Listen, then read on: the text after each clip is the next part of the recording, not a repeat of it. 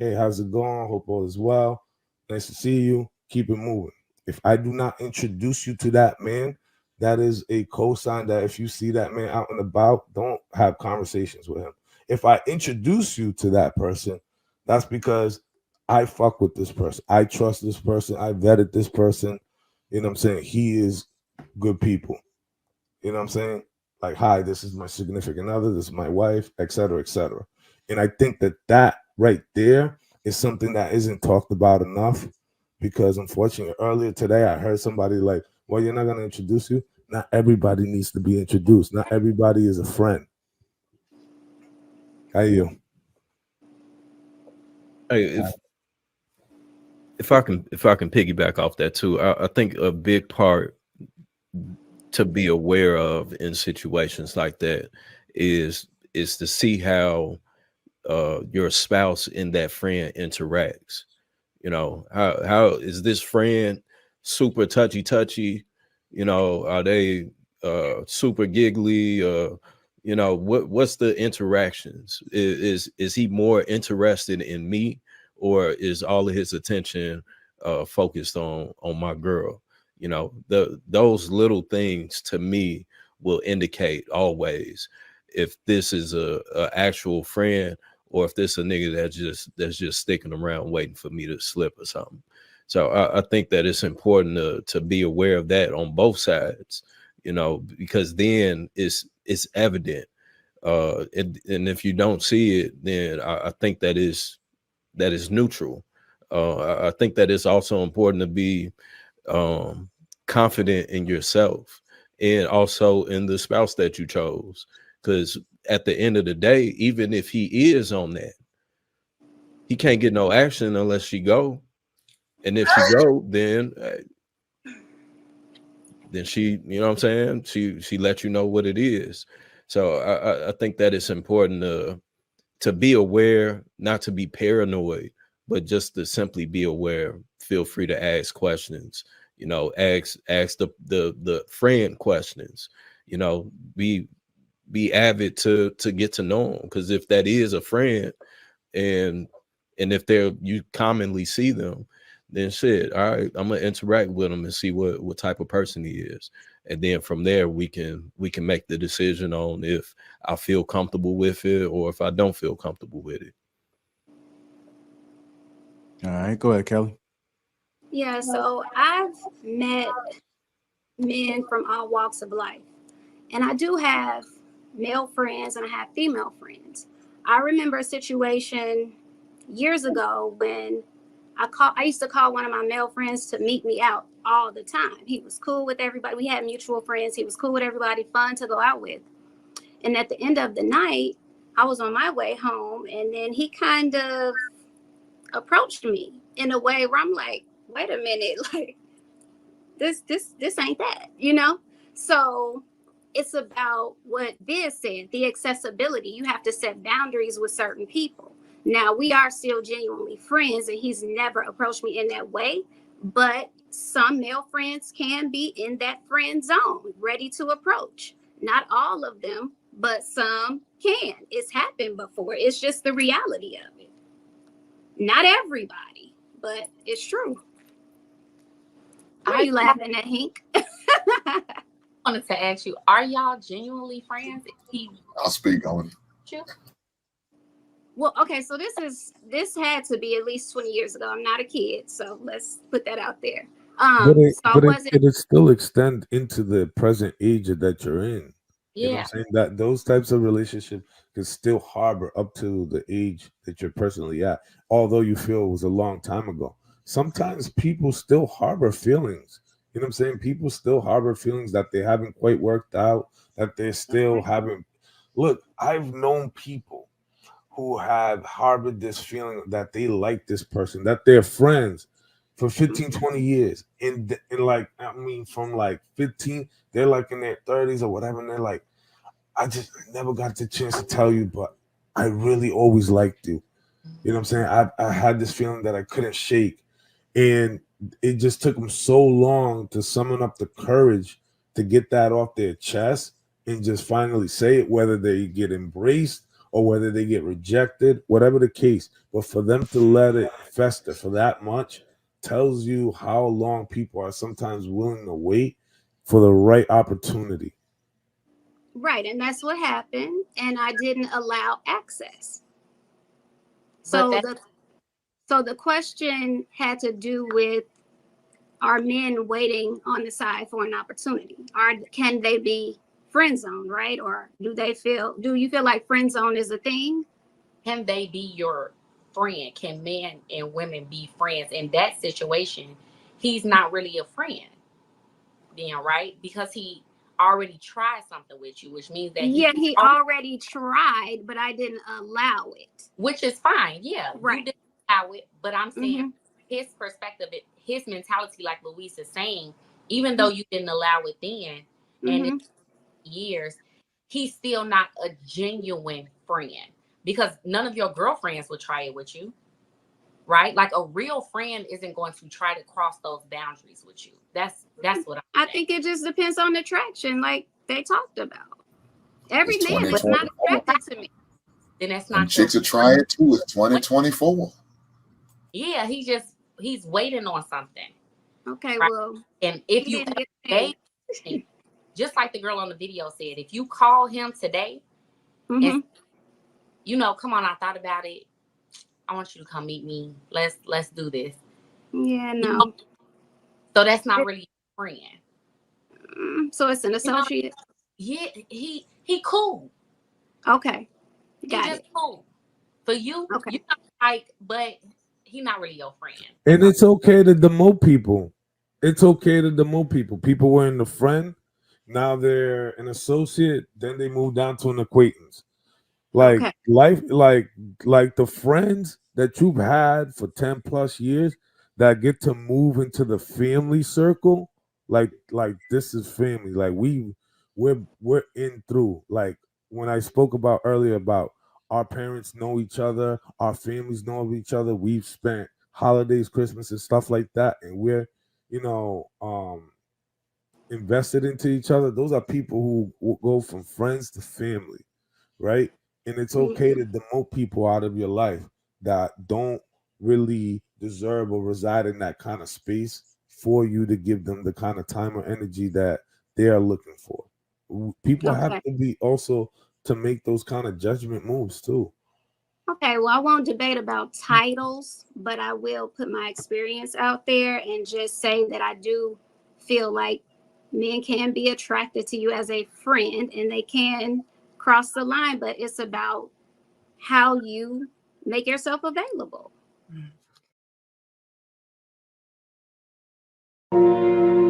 It's go time.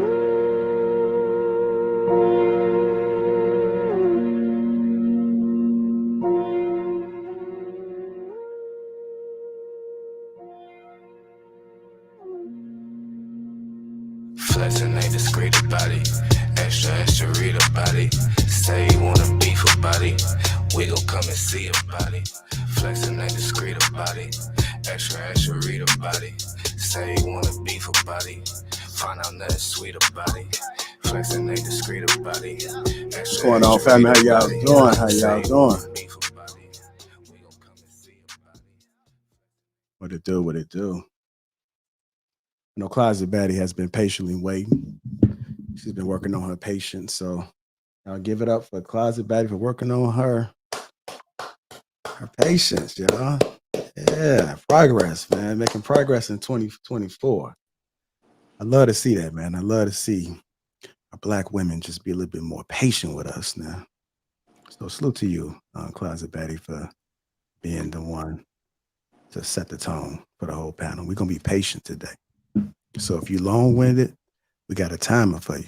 But we're going to be patient. But the timer just going to put a little bit of pressure on you. I'm not naming anybody in particular. You guys know who you are. If you are able to take, I believe it's 170 breaths in your monologue, then you probably went a little bit too far over. So while you guys are giving your perspectives this evening, count your breaths. Whoever said Jay, I ain't taught you nothing now. With that being said, man, let's go to get this show started. I'm glad to see you guys on this Wednesday. We've been doing it, what, 3 or 4 weeks now? How many weeks has it been? Anybody know? About 4 weeks, maybe. Okay. 5. I guess y'all would have all responded if I said I had a prize that I was giving away. Everybody would have probably found a way to research and go back and I got it. Yeah, I think it's 4. It's 4. I appreciate that. We've been going for about a month. Crystal Mattress says a month. So salute to you for that. I'm happy. I'm excited, man. It's a new flavor. I often get asked all the time, is this the new Thursdays? They said that for Sunday. They said it for last week. They said, was this the new Thursday? So I don't know why everybody wants to compete with a Thursday show. This is just Wednesday energy. We got Sunday energy with Hink, and we got Wednesday energy with Hink. So the one thing we can say about Hink is that he is consistent on every single panel that he is on. It's a lot of hurt. Be the same every day of the week. Yeah, It don't change. Yep. And I also get the reports on Hink as well directly after the show, sometimes even during the show. So shout out to Hink for just being authentically him. Hink might be getting a detention today. I just got that feeling. Somebody's feelings maybe hurt today. Sometimes the truth hurt, right, Hink? The truth hurts. Right on. Y'all leave me hanging, so I'm gonna have the conversation. Yeah, I got you, big brother. Right on. There you go.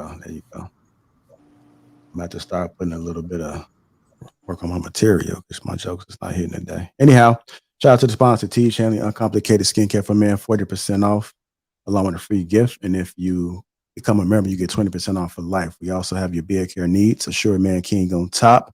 If your beard is not connecting, if it is struggling, if your woman is complaining that it's not soft, and if you are a woman on the panel that do have a man with a rough beard, this is the solution. Click that link that's pinned to the top of the chat or click the link that's in the description. Go ahead and let's take care of men. Men deserve to be treated as well. We deserve to have them spa days and self-care days. We need it. And we also need peace as well. So peace can also be included in that package. Sure, man, teach, and peace. I like the sound of that. If you haven't already hit the like button, also make sure you subscribe to the channel. HR is in the building. So for anyone that feels offended, and it don't have to be direct, right? Somebody can feel offended just by what the person says on the side of you. If that is the case, we do have a hurt feelings report. It's a real thing. So if you guys have any issues, feel free to email info@lapeef.com or feel free to reach out to HR because he is on site today. Now that we set the tone and we got everything in order, let's get this show started.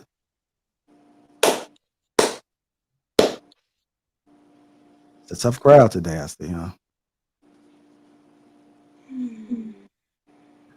It's Wednesday. Okay, This is Wednesday. If it's me, let me know. If it's just not hidden, just let me know so I can go ahead and correct the issue. Is it a me thing? I'm just getting my breaths in. He's over there doing breath exercises. I guess him and Shannon Sharpe breathing exercises. I guess him and Shannon Sharpe both can get the breath. So we're gonna go ahead and open it up with that, man. Shannon Sharpe went viral today for an incident that took place on his Instagram Live.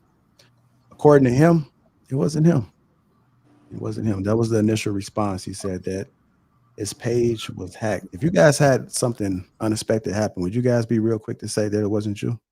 Hypothetically, if you had a situation that was similar or something that was out of the norm, and your coworkers and friends and family stumbled across it, would you say that wasn't you? If it didn't have any proof, would you guys just own up to it and be like, yeah, I messed up? I mean, could I go to jail for it? No, I don't think you're going to jail for it. I don't think nothing was shown that was inappropriately. Now, I mean, I'll own it. I feel like I'll only, discredit myself if I can get into some legal trouble, All right. A wise man once said, if the glove doesn't fit, you must quit. Okay. I'm sure that glove was fitting all right. Well, let's see what Luis is laughing about. Let me go ahead and play this. Can y'all clarify this for me before you play it? Because I know what you're playing. I wasn't sure when they said that it was hacked. Does that mean that he's saying it was hacked and that was fake, or it was hacked and it was personal and it got leaked? I don't think that it was fake. I think it was real. But when he said it was hacked, he was saying it wasn't him. So that's how I took it. And I believe that most people that read those messages and see on the vlogs and said, hey, some unusual things took place on my IG. I don't know what happened. It wasn't me. I was hacked. But when I heard the voice, and we've been hearing Shannon Sharpe on ESPN and on his sports show with Ocho, it sounded like it might have been him. It might have been really tough to excuse that one, but here it is. Let's go ahead and play it, and then we'll go ahead and react. Please refrain from laughing. This is a serious matter.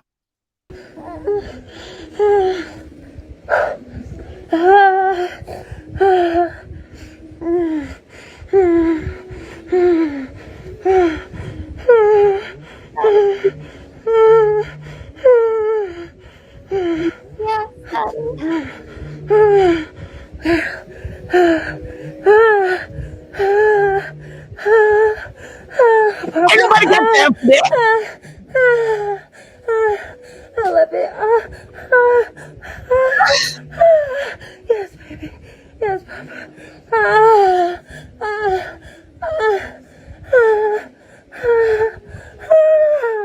Oh, shit.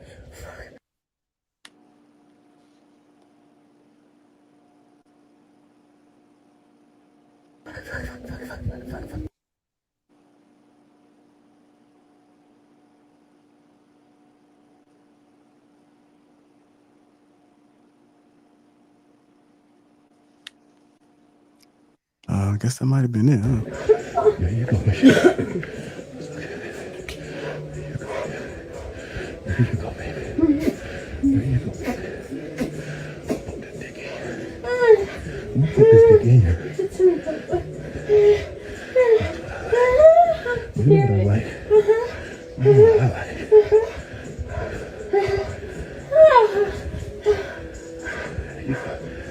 There you go, right there.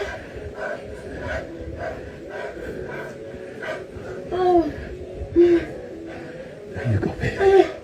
There you go, baby. There you go, baby. That's my Michelle.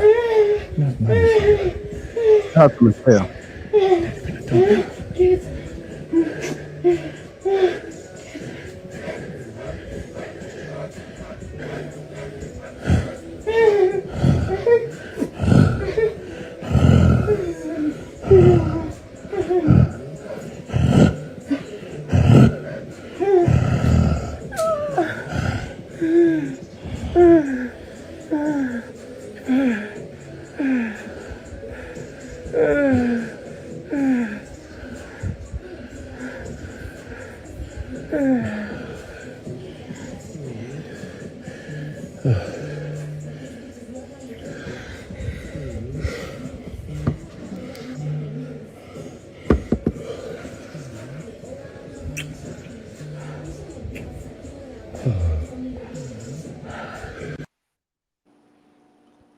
All right. So, shout out to Michelle, man. So when a man kisses a woman afterwards, it means he kind of care about her, gentlemen. That a sign of care? It might be, yeah. Okay. Little kiss. Okay. Well, I appreciate you guys from refraining from busting out in laughter, man. But that was the long version. So extended version that I just played. It was my first time hearing the entire thing. I didn't listen to it. I heard the short version, but that was the long version. So what do you guys think, man, about this? I know it's not really too much we can really expand on it, but got to be careful with that social media, man. Got to be careful. Well, shout out to Michelle for being the first woman this week in America to be fully satisfied. I'm sure she's going to leave a tip on top of the dresser when she left that day. Nah, but on a serious tip, I think he might have just, unfortunately, some people just don't lock their phones and they have all the apps open.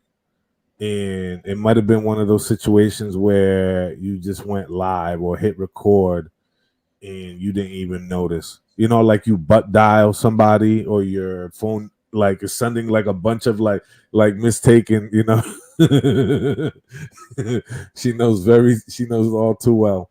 And I think he might have just probably didn't realize. He probably got caught in the moment, put the phone down and it recorded. I don't think that it was hacked because, I mean, I was trying to listen very carefully outside of all the noise, like his tonality, and it sounded like him or gave the essence of him. I mean, like it couldn't have been a deep fake voice, like and for somebody to go through all that trouble, right, while he went live, I just think, like, look, man, just own it, bro. Just be like, yeah, y'all just caught me slipping. You know what I'm saying? Y'all caught me slipping, doing my thing, and that's what it is. Like, but don't come out and saying I got hacked. It was AI and all these other excuses, man. It's embarrassing, but it is what it is. Yeah, I'm kind of wondering because I know you're supposed to go live today and elaborate on what exactly happened, but I'm wondering if it was strategic. I'm wondering if this was something that was intentionally created for whatever reason. Maybe I heard his sexuality is being questioned, so maybe it was to silence that. But it got the internet riled up. I mean, I know he has some fantastic podcasts, but this is what everybody's talking about. So I'm just wondering if it was strategic. Well, I think if it was strategic, it worked. Because everybody's talking about it. Shout out to Shannon-Sharpe. Sounds like he put in work. And Michelle was satisfied. I mean, I'm sure he got a lot of requests after that. To me, did it sound like it was low vibrational? So women are okay with like 10 minutes, like 8 minutes. You guys can be satisfied in like 8-10 minutes. Is that what I'm hearing? Oh wait, I didn't say. Well, you said she seemed like she was satisfied. I said it sounds like she was satisfied. That little snippet that was there, I mean, who knows if it was an extended version or somebody caught the very end of it. I don't know. Are you asking women in general, are they satisfied in 8 minutes? I was just wondering if that was a thing. I think Gilly went on there and was saying that Shannon-Sharpe put in a good 16 minutes. He was joking around about it, but I guess it is a question that could be answered if anybody willing to answer, because it is some conversations that happen surrounding it where women saying he's doing all these quickies, he's not lasting long enough. But from what it sounds like, a woman can be satisfied in 10 minutes. I think it all depends on the woman. Everybody's body is different. Everybody's energy with the person that they're with is different. So, and even for women, a day-to-day can be different depending on how you're feeling. So, I mean, for some, 8 minutes can be great, but for others, they might need a little more. All right. So that was what was being called the question, was the length of the video? No, that was just something that was just a spinoff of what we was talking about, but we should still talk about the viral moments. So if you want to respond to whatever, whether it be the length of it and or your thoughts about seeing that Shannon-Sharpe audio. Yeah, I don't think it was hacked. I'm kind of like wondering whose phone it is. That's the first thing that came to mind. Like, whose phone is it? Is it his phone or is it her phone? It seemed like they strategically placed it that it was close, near, that it was like you could hear the audio clear, but then it was no actual video of anybody doing any acts. So if he came out and said that he was hacked, then I don't know. I don't believe that. I believe that just in this moment, he had to just find a way to act like, it wasn't me. And maybe it could have been like, just to get attention, or, to start something viral to bring people, back to your channel or back to talking to you. People are doing the wildest things today for attention. So. Yeah, well, you said that they were saying something about his sexuality, right? Yeah. That's something that's always been a question. With the man bags, purses, his mannerisms, carrying that puppy around the airport. I never thought he was gay. Well, what about suspect? I didn't get that type of energy just by watching him the few times that I had. Like, I didn't see what maybe somebody else saw. Did you all think that? Do you all get those vibes from Shannon Sharpe? Hello? I don't follow him enough to know. خلاص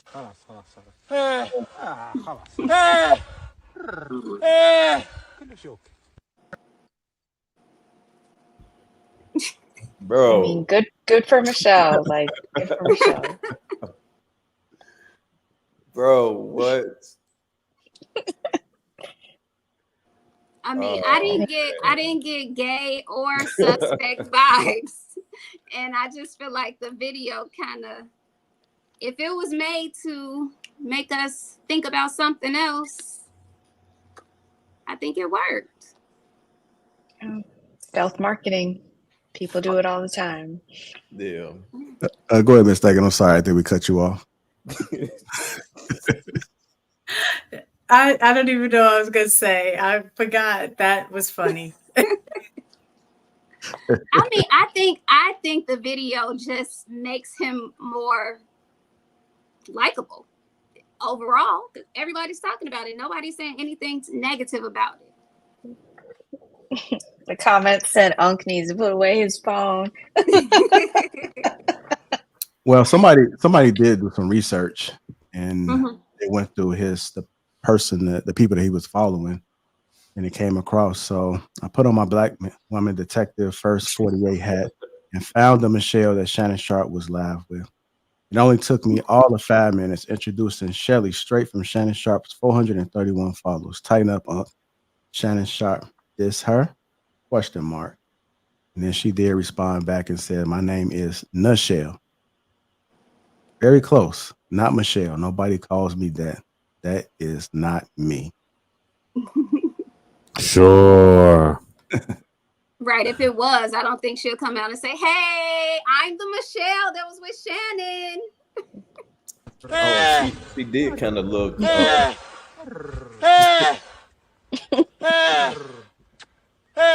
خلاص كلش اوكي. Yeah, she did kind of look Hispanic or Puerto Rican, whoever that was in the video. She definitely sounded like she was, of Latino descent. So, I mean, that should be the first clue, I would think. But shorty in the picture, you can't really tell. But I mean, I didn't know you can moan in Latino. Right. It was the accent. Something. It was it was the cadence in her voice. Yeah, it's the accent. The fact So that she you had an all accent even and moan. noticed Okay. All right. Okay. Y'all ain't hear that? That sounded loud and clear to me. Shit. I guess you were tuned in, huh? And see, for me, it sounded fake. It did. Okay. It did. It did sound fake. It sounded like she was giving him whatever he needed to hear for him to get done. Either that or that's she what I got knew out of it was recorded. Yeah, and she yep. put it on performance Because it for the- didn't sound genuine. It was it was like Pornhubish, you know. Well, It you was know, like some women waiting do to fake it. excelish with all Some that women growling. fake it. Well, I mean, you know, just based on the audio that we just all heard, right? It didn't sound like he was right into it. It sounded like he was probably performing on her, right? Like he was, you know, eating her out. That's what I got in the beginning. What? And then, you know what I'm saying, he switched up. But I just didn't. You would at least, like, tell me if I'm crazy. You would have thought you at least would have heard the southern sound, right? In terms of just the overall audio, because we heard everything, even the AC playing in the background. I mean, you I heard her listen giving very him hard. head. I have good I ears. heard that part. I heard her with him, if you know what I'm saying without saying it. What are you saying? Mic check. I heard that in the background. You heard Her uh-huh. mic checking. Yeah, I feel like I could hear that too in part Mike, of it. I didn't hear that. I missed that What do they part. call it? I missed that part. I missed that part. I didn't hear that. Yeah, I didn't hear that either. I thought she was talking about me. I mean, honestly, unless I missed it, the only audio I heard was voices. Like I ain't hear none of that. You know, I didn't hear no mouth sounds. You know, I just heard audio, her audio, and his growling, and saying, Michelle. That's what I heard. When y'all get a chance, play it again. Y'all to hear it. You'll be Yeah. like, how did I miss that the first time? Yeah, I think when I listened to it earlier, I heard what you heard. Mistaken. Okay, so you heard somebody say mic check? I heard that type of sound. Yes. Okay. Wait, hold on. Wait, y'all heard that, but y'all didn't hear accent. Okay, play it again. Yo, that's Like, yo, wait, Biz, what? that's the part that got me hanging out the window. I mean, because you heard everything. You heard the AC, so you should have been able to detect. Well, clearly that probably cut in and out because Selective listening. well, maybe perhaps. All right, I'm not gonna play it. It's in the beginning because I want to play the whole thing, but it's in the beginning. I don't know when, but from the short version, the part with the short version. Mm-hmm. Probably the beginning short version. It's on the short version of the one I played. Or it's another one that's out there because I The didn't. one that you played was longer than the one that I had saw earlier. It was the shorter part. Okay. I guess we have to take your word from it because I'm not sure if it's in that one or not. I mean, I could try to play it and see if we hear it in the beginning. No, it's not in the beginning of the one that you played. Okay. Yeah. We have to go back and review that one. But nevertheless, man, if it was strategic, if it was a mic check, I think it worked to get everybody's attention. Everybody's talking about it. And just when you thought the internet was dead today, Hunt came and pulled this one out. And so I guess everybody be tuned in tonight. And we'll be hearing about on the blogs about what really happened. It was funny. It was funny. And that goat, that was hilarious, man. Whoever sent that to Lil Duval and they posted that one, man. I was in the camel. That was a camel, bro. That was a camel. I do want to say one thing though, right? What'd I say, goat? Yeah. It was a goat camel. You was talking about Shannon when you said the goat. I know what you meant, bro. I know Yeah. You said they tried to shit on you, man. They supposed to be trying to pick me up and gave me correction right on the panel. I see what Kenny talking about now. So hold on. I want to say Shout out something to the real quick. I know that I was saying that, she definitely, sounded Latina from the moans. So this is the thing. Some women and men, they have sexual alter egos, okay?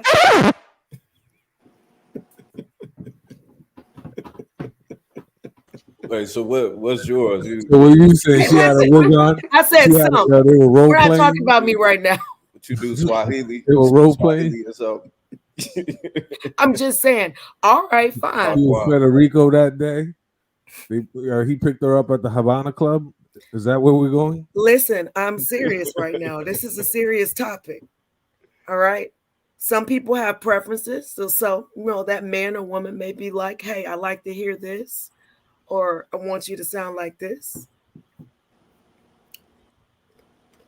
Nobody knows what I'm talking about. So ladies, you never had a man that want you to call him Poppy, or like, I'm just saying. I'm just trying to play devil's advocate here. He was roaring, so maybe she asked him to roar like. Oh yeah, that's what I'm saying. So if she wanted him to play a Middle Eastern dude, would he say Habibi too? Listen, maybe y'all boring and y'all don't like to role play and dress up and stuff. I'm just saying some people do. I mean, role play yes, a thing. yes, right there. Role play is a thing. Don't act like y'all don't know that. I know, right? Stop being all stiff. What's going on? Y'all okay today? Yeah. Let me say this. It sounds like some of y'all ladies want to test the metal. Y'all sound like y'all a little jealous of Michelle, and y'all wish y'all was in that goddamn position. That's what it sounds like. I ain't never jealous of Michelle. I said good for She was Michelle. being authentic and true to herself from what I heard as a woman. I'm just saying. Y'all gonna sit there and say that shit was fake. He wasn't giving it to her like that. Then y'all worry about how long he was giving it to her. You know, hey, look here, man. I'm gonna say this. You don't give a hoe no goddamn long time anyway. You get it as long as you get your nut and get the fuck on out. That's what you do for a hoe. Okay, and that's what he did. He fucking got her. That's what he did. What he should have did. I'm not gonna last long for her. I'm just trying to get it till I get mine, and you can get the hell on. Give a kiss on the cheek. She was a hoe. I mean, he was kissing her. He was kissing her. So, I mean, do you kiss hoes? Do you kiss her? Like what I'm saying, my understanding. Y'all kiss hoes now. Y'all kiss hoes all the time. Your man might be a hoe. You kiss him. Who said Michelle was a hoe? I'm not saying she was or she wasn't, but he did what he should have treated her like a hoe. He fucking got up. You don't look her. Oh, okay. Hold on. Fucking, I'm gonna get up. If it's 10 minutes, that's all she deserves. That's all she deserves. She don't deserve to be made love to. I don't love you to make love to you. So just because it's a lengthy amount of time, that means you making love? I mean, clearly it sounded like one position. That's it. Y'all complaining about how long he did was just 10 minutes. Well, he just fucking for 10 goddamn minutes. He gave it the strokes he needed to give her for them 10 minutes, and he got it up through. Maybe he couldn't last past 10 minutes. Maybe that's the thing. And that's what I'm trying to tell you. You don't have to last that long for a hoe. The hoe don't deserve that long. 3 pumps in a swirl. That's all you give him. Who on the panel complained about 10 minutes, though? Y'all was complaining about how long he was going. If you complain about it, it sounds like it's an issue for you. He only went 10 minutes. He only went this long. Oh, okay. I don't. Hey, it could have been a morning session before work. I asked her the question of is 10 minutes long enough for you? Why do you think he asked that question? Because it sounded like y'all was having an issue where he just went 10 minutes. You know, I specifically said it depends on the woman. For some women, 10 minutes is great. For others, it's not. That's not saying you're okay with it, but it's not, you know. I don't know no 10 minute, man. I'm sorry. We need a vote on this, man. If you need a half hour or more, man, raise your hand. A what? A half hour or more. It depends on what we're doing. A half hour. I mean, I'm just saying some people go an hour or better. That's all I got to say. I'm gonna mute myself. I think it depends, right? Because like, what if they're like Ali said, like, what if they were just having like a morning session or just a little lunch break kind of rendezvous? You know, if there's a time frame or a time limit, what if you got kids and kids is around? You know, like people do things like that. So you don't want to necessarily just say that because it was however long it is that determines how that person feel about you per se. I don't know. Sometimes it's like it may go a little bit longer, depending on the experience. Truth be told, for most women, you guys can correct me if I'm wrong, it's always quality over quantity anyway. So regardless of how long it takes, if it's quality, it doesn't matter. If you get quality in 5 minutes, you're good. If quality comes in 40 minutes, you're good. So really that's the focus, is the quality of it, not necessarily the quantity. I mean, I agree with you. I don't know if I've ever had quality in 5 minutes, but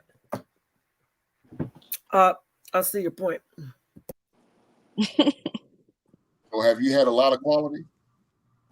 I absolutely have. I believe that. Yeah, I have. Hey, Hicks, she hit you with the lean in, man. Be careful. Look, no need to be careful. She said she had a lot of quality. And I agree with her. I believe her. Okay, well, since you asked that question to the women, how long do you think is a good time to provide a session for a woman? I don't know. You got to ask my wife about that. Not you, Luis. He asked the question. Well, I mean, if we're considering everything from foreplay to, you know, multiple sex positions, I think I'm a little bit different, man. Maybe 45. You know, with all the changing and all that. Yeah, like 45 plus. Because you know, you like obviously can't expect me to take you seriously. And you know, some days like some days it's like I get it. Like some dudes say like 30 minutes. Obviously, I don't expect nobody to go pound town for like 15 minutes straight. Like obviously, like this. What are you talking about? And, you know, there's obviously foreplay in between of everything like that. And I think the time builds up. You could easily do like 30 minutes, 45, and sometimes an hour, depending on, you know, how creative you both want to go or how freaky you want to go. So I just think that it depends on the level of chemistry at that point too. Because some people might just want a little bit and be out of there. Yeah, I think it depends on the chemistry, the timing, the energy. Every day is not going to be the same. But if Unc said he was hacked, he was hacked. I haven't even ever heard of a hack happening that way, because I'm not gonna lie, I didn't even know, you know, what we were talking about, because I've been out the loop these last 2 days, just getting ready for a big event. And in my head, while I'm listening about these hacking, I do know how powerful AI is these days too, though, you know. But that wasn't AI. That No, was you have to AI. edit the video and have a generative tool. I just researched that today. That was no AI. That was no hack. You know, I feel like he could have. I feel like he could have done better. Could have been a better excuse. Yeah, he didn't. That was and this is the thing though, because I feel like men's in sounds are typically their in sounds. So anybody who has been with that man who's following him, they know that's him because they know them sounds. So maybe there'll be some women out there that can validate if it's real or not. I just want to say that because I think, Louis, we had a conversation about this before on one of the other shows about the 50 million flipping the positions. That's no bueno. Not saying it has to be one position, but if you're trying to, as a woman, I'm just speaking from a woman's side, it's easier for you as a guy to get where you need to go, right? So it don't matter what position, you're straight. But for some women's bodies, the flipping and the dipping, it takes a little longer for us to get there. So anytime you switch a dip, it's like starting over.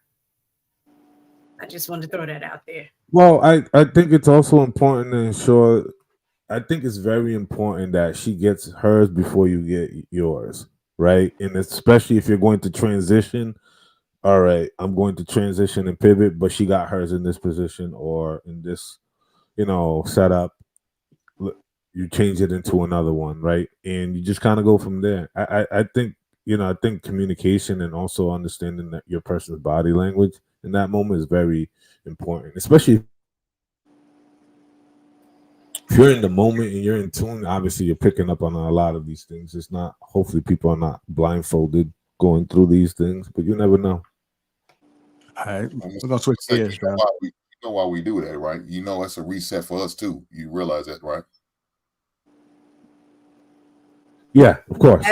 Yes, but what I'm saying, if our goals are the same, you're gonna need another reset by the time she gets where, because you're starting over from square one almost when you're doing that. Nah, we just treat it like halftime. We got the bucket of water with the electrolytes, with the fresh towel off to the sides. You put up a triple double in the first half. About to close it out. All right, we're gonna go ahead and switch gears, man. Let me get to these super chats. I guess for you, just hit a cyberstalk MJ. That's all. Carry on. You got a stalker? Bounce back Jack, $5. Get the likes up, hurry up, or else MJ won't let me have her baby. Y'all want me to be a 56-year-old cat man? So cruel. Get them likes up. Item out. Prime VA 7575 $5. These women are just saying anything, claiming she is faking and don't even know her. LOL. Action Jackson 199 says he just said it was not fake. Okay, yeah. So I know he went live, so he just said it wasn't fake. And he finally came out with the truth. So I'll be looking forward to looking a little bit into that. We're gonna see it on the vlogs. Guys, just tuning in. Welcome. Hit the like button. Also, make sure you subscribe to the channel. Miss Park, I see you. What Next TV? Chardo Reeves, Lou, I see you. JMK, Lexicon, Alton Bryce, Torrance. Welcome, everybody. We'll go ahead and switch gears and talk about Jonathan Majors.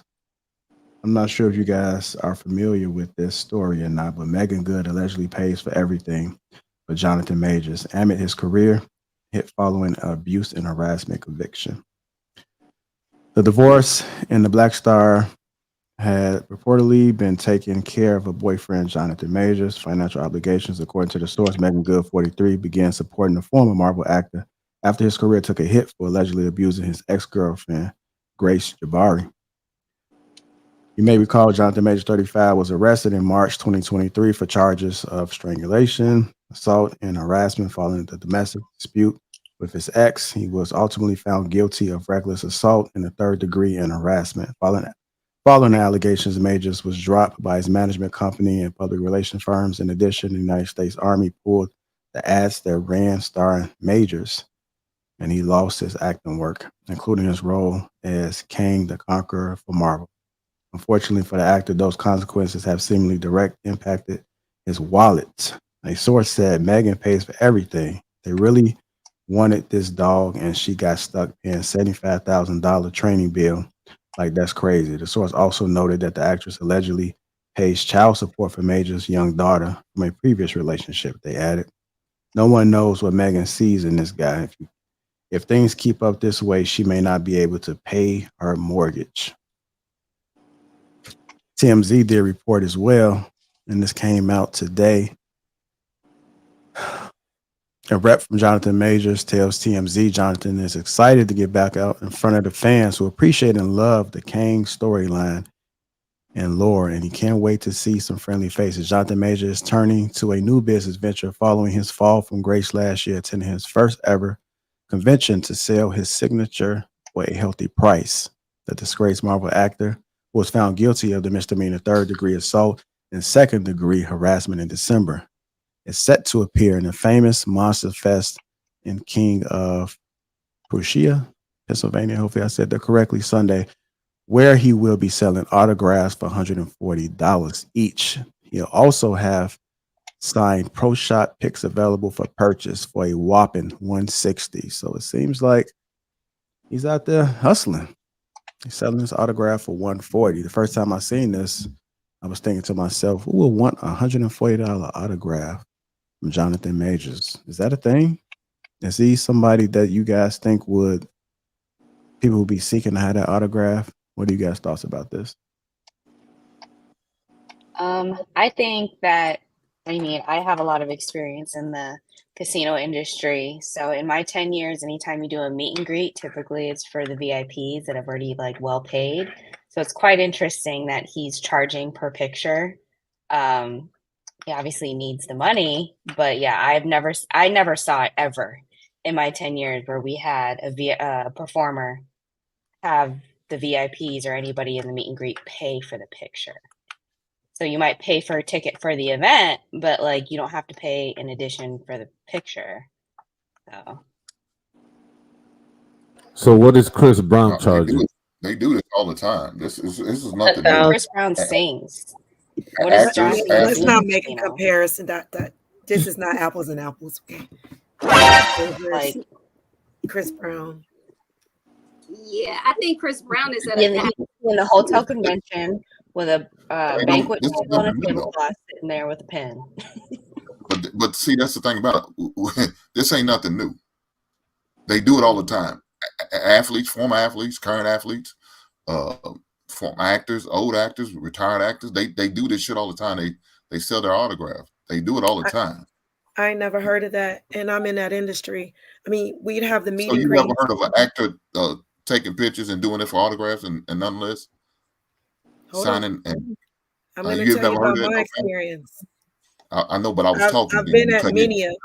Ma'am, I said I never heard of that. I know. So, but you want me to all of a sudden silence me so you can finish cutting into what I was talking about, right? No, you asked me to explain, and I was going to explain. You asked the question, and then you went back to talking. So, do you want me to answer the question? No, ma'am. Can I finish though? Yeah, go. Thank you, ma'am. So they do this all the time.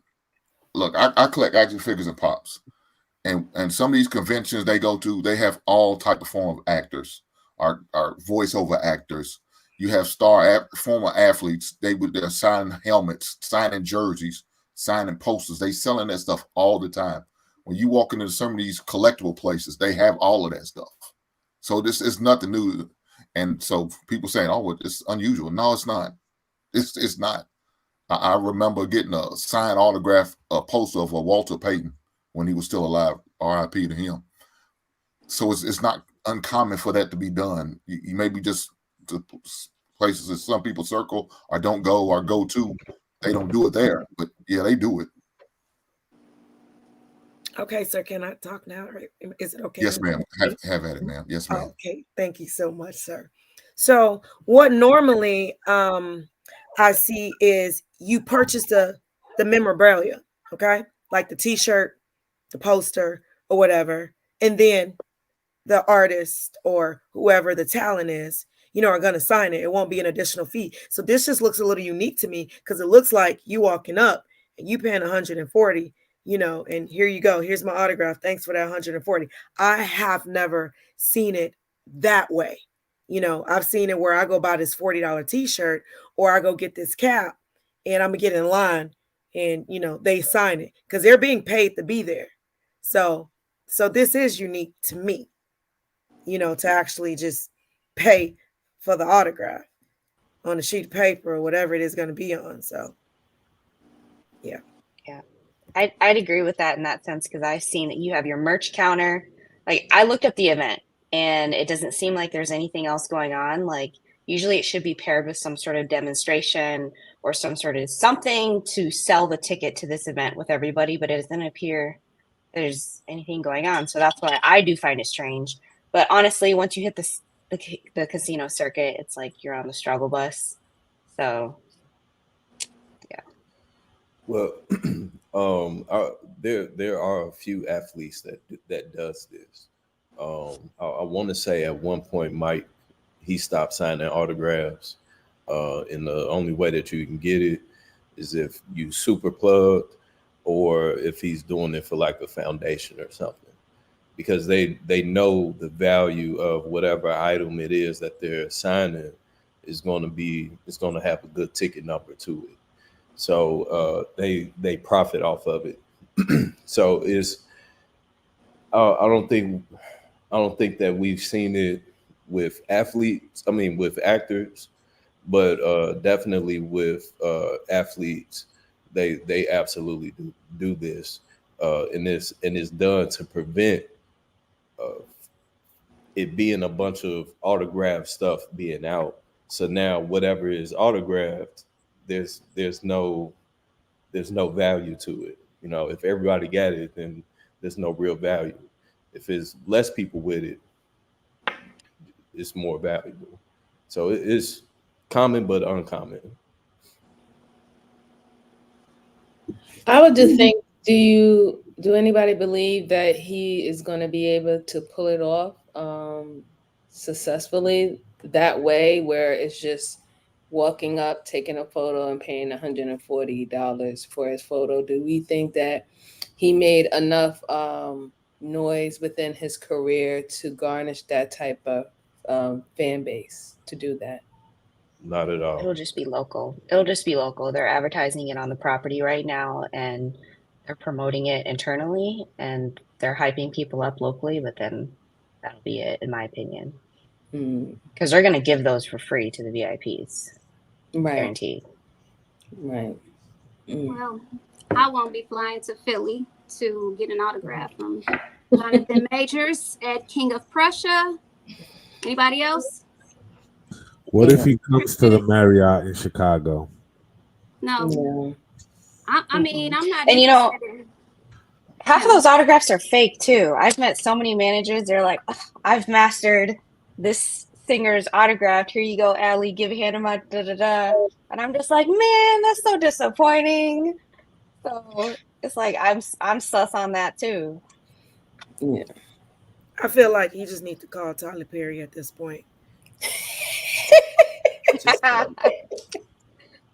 I think because of his accusations, a lot of people don't support him anymore.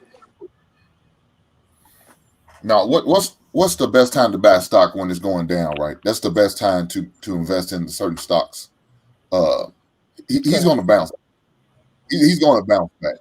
So if some of these people who's going to get a signature now for cheap, this what you're getting off is cheap. If you going, even if you pay 160 and you get one of his items signed, he'll bounce back. It's not like he's going to stay down forever because he's not a bad actor, right? And he's going to get another opportunity. We've seen some guys do worse than what he did and still bounce back. So I think it's about a matter of time. Robert Downey Jr. is a good example of that. And look how he got to play. Robert Downey Jr. is a good example of that. And look at him, playing, Iron Man in the Marvel movies. So, well, could you argue that he is as good as or better of an actor though? Robert Downey catalog. I would definitely take into consideration his career history. So yeah, he's been working for a while. But that plays a big factor though. We have one guy that has a couple solid movies under his belt. Creed, I think Ant-Man. Aside from that, what the series that he had on Netflix, he really doesn't have too big of a portfolio. And in my opinion, I think that I wouldn't say he's a bad actor, but I wouldn't say he's a great one. As to where he could be a headliner, type of deal. So, but with Robert Downey, he's been in the game for a long time. His family has been in the game for a long time. I can't remember if he did Tropical Thunder before or after Iron Man. So before. So he had a hard ass comeback, to where it set him up. So the only way that that's going to work for him is if he gets some role that he absolutely kills. And then that'll lead him to get something bigger. But I personally don't know if he could really pull something like that off to where he would excel where it was that he was going. Well, he's Even not. if You don't he see. did, He should. His goal shouldn't be to catch Robert Downey Jr. That should never be his goal. His goal should be to get back to where he was or better. That should be his goal. And like I said, I think he will.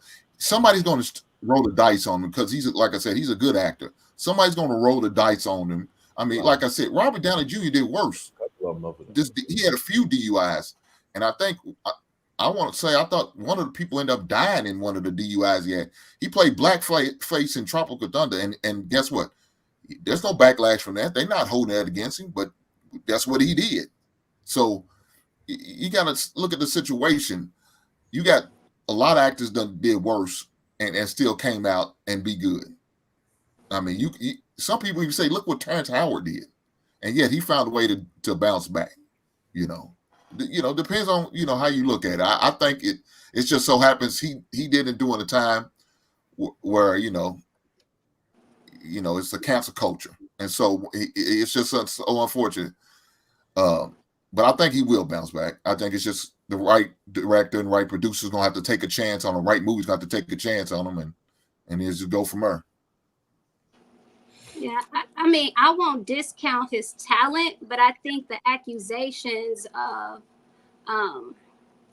domestic violence, assault, battery, I don't think most people stand behind that. So he can bounce back, but we just don't know how fast he's going to bounce back. I mean, we're still waiting on Jussie Smollett to bounce back. We haven't really seen him in anything. Yeah, that's not going to happen. That's his career. So I mean, it's one of those things. But we saw Chris Brown bounce back. But Chris Brown is not Jonathan Majors. Right, It's and that's my that goes to my point. That's my point. Like Jonathan Majors he's a decent actor, but is he a headliner? And in my opinion, he's not necessarily a headliner. So yeah, I don't think we've seen enough of him in film to know that. I mean, he does do King the Conqueror very well. He had that great spot in the Loki series, the TV series. He played that fabulous. So I think that he just need to find another storyline that's going to definitely fit him, that he can own onto it, and then maybe he can build that steam back, because that's what we're just looking for him to build the steam back up in Hollywood, for people to want to look at the movies or the series that he's doing or he's going to participate in. Right now, he lost steam, and the only thing that everybody's worrying about now is reference to his relationship with Miss Good and his allegations against him. So I have a question. So it seemed like everybody in America wrote off Chris Brown when he went through his incidents, except for Black people. Black people still rode with Chris Brown through and through, regardless of what happened with Rihanna. It came and passed, right? Do you think that we could ride for him if he does have another potential blockbuster film? Would we go out and support him? Because I think the audience and the community of people that either support his film or want to see him success is just as important. You know what I'm saying? As those who are willing to see him succeed. Because if we're still hung up on what happened last year, right, then nobody's gonna go out and support his films. I was going to say, I think a lot of Black people would, because I think a lot of them did not agree with the fact that he was found guilty after they saw the incident on, that was taped.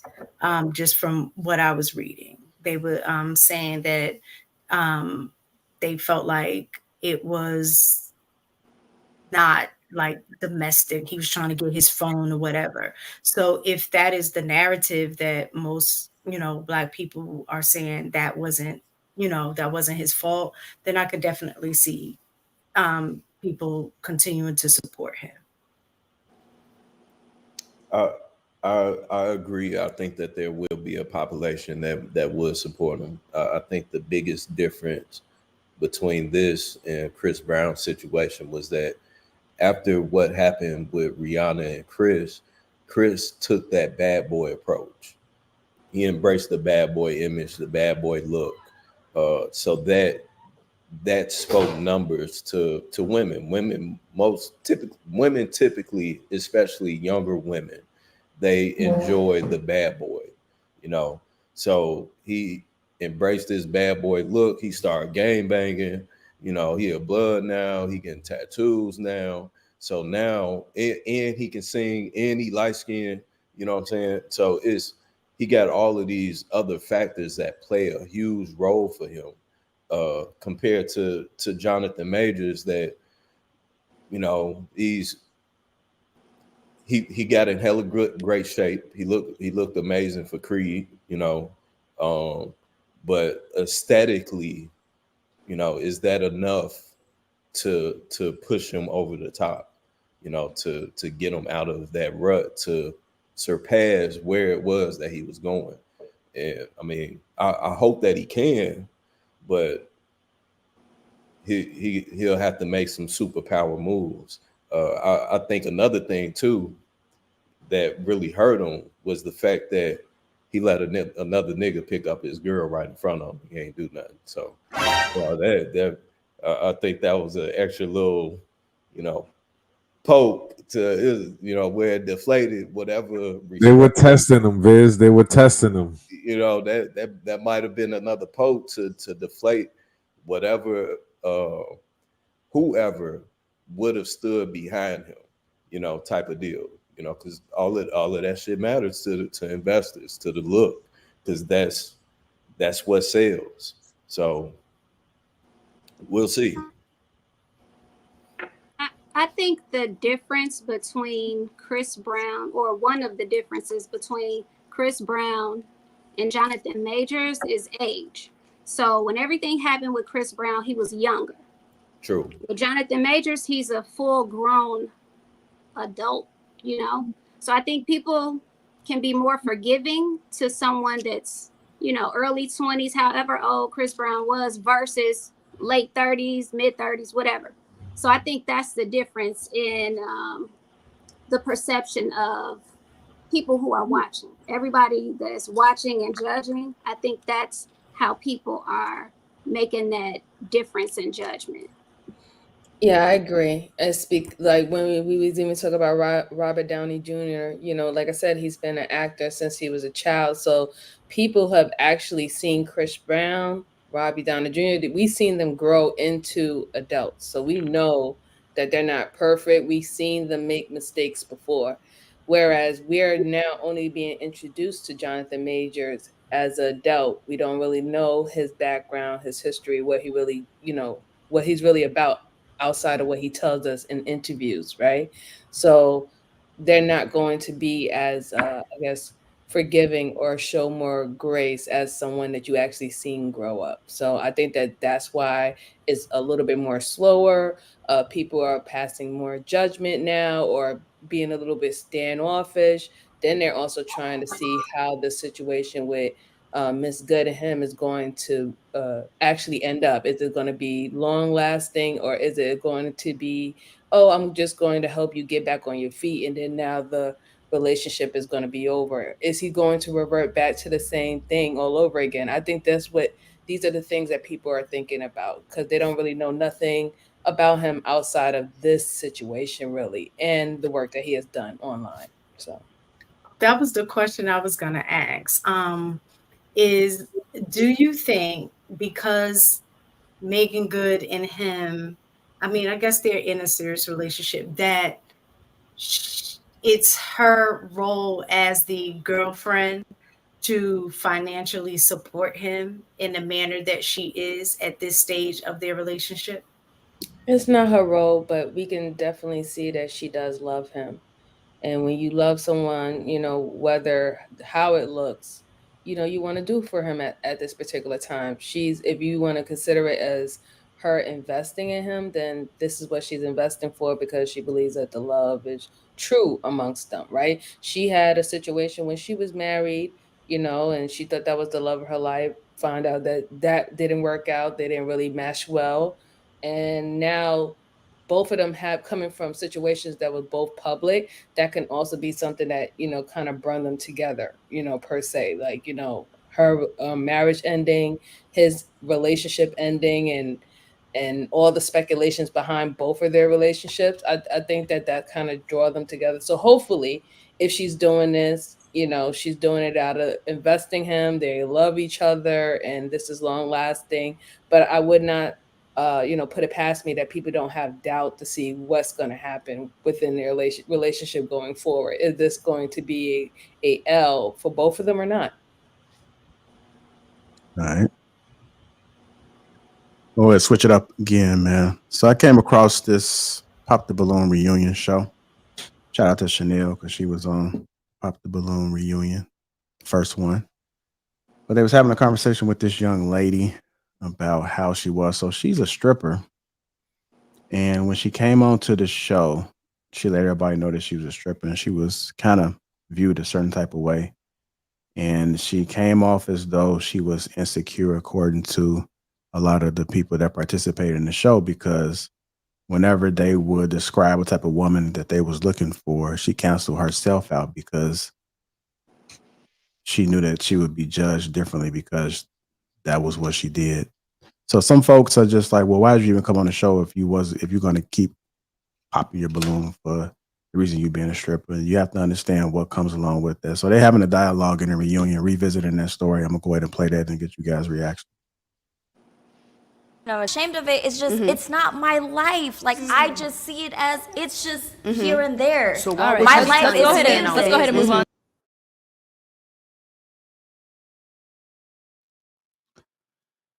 All right. I'm curious to hear you guys' thoughts about that dialogue. Go ahead, Closet Betty. It was very contradictory. She was all over the place. She had said something about, you know, trying to change her, but she specifically said, hey, a man can come get her out the club. Wouldn't that be changing her though? So I don't know. Baby girl, we just gonna have to pray for her. Cause yeah. All over the place. She popped the balloon, and from what I understand from listening to the commentary on there is that she pops this balloon before hers can get popped, meaning she already knew what it was. Like, she already knew, you know, this man gonna know I'm a stripper or whatever, and he gonna eliminate me anyway, so I'm gonna eliminate myself. So I think she know what she need to work on and what she need to do, and I don't think she want to do it. You know, because any woman who feels like they need to be rescued is not ready to do what they know needs to be done. You know, it shouldn't take a man to bring you out of what you're doing. If you want to stop, then you stop. So, and that conviction is a motherfucker. It sounds like she's struggling to truly be able to find herself in what it is that she do and who she is. I personally think that I would say arguably at least 50% of women that strip, they're doing it because they have low self-esteem. I also believe that there are potentially some good men that would wife a stripper, because all strippers they not bucking everybody. You know what I'm saying? If they understand the game, then they understand that they don't have to. But the ones that don't know the game, they're the ones that selling it, you know what I'm saying, for a little bit of nothing. So I think women like her, and to the young lady's point, I forget, I don't see your name. Miss Closet Betty. Miss Closet. You gotta say it together. Yes, Closet Betty. Miss Closet Betty. Yeah, to her point, women like that, they need guidance. that's honestly where pimping played a huge role. A lot of women that was in that get caught up in that, they're looking for guidance. So either she's going to find somebody that's gonna pimp her, or she's gonna find somebody that's gonna take her out of there and put her in church. Either way, she looking to get saved.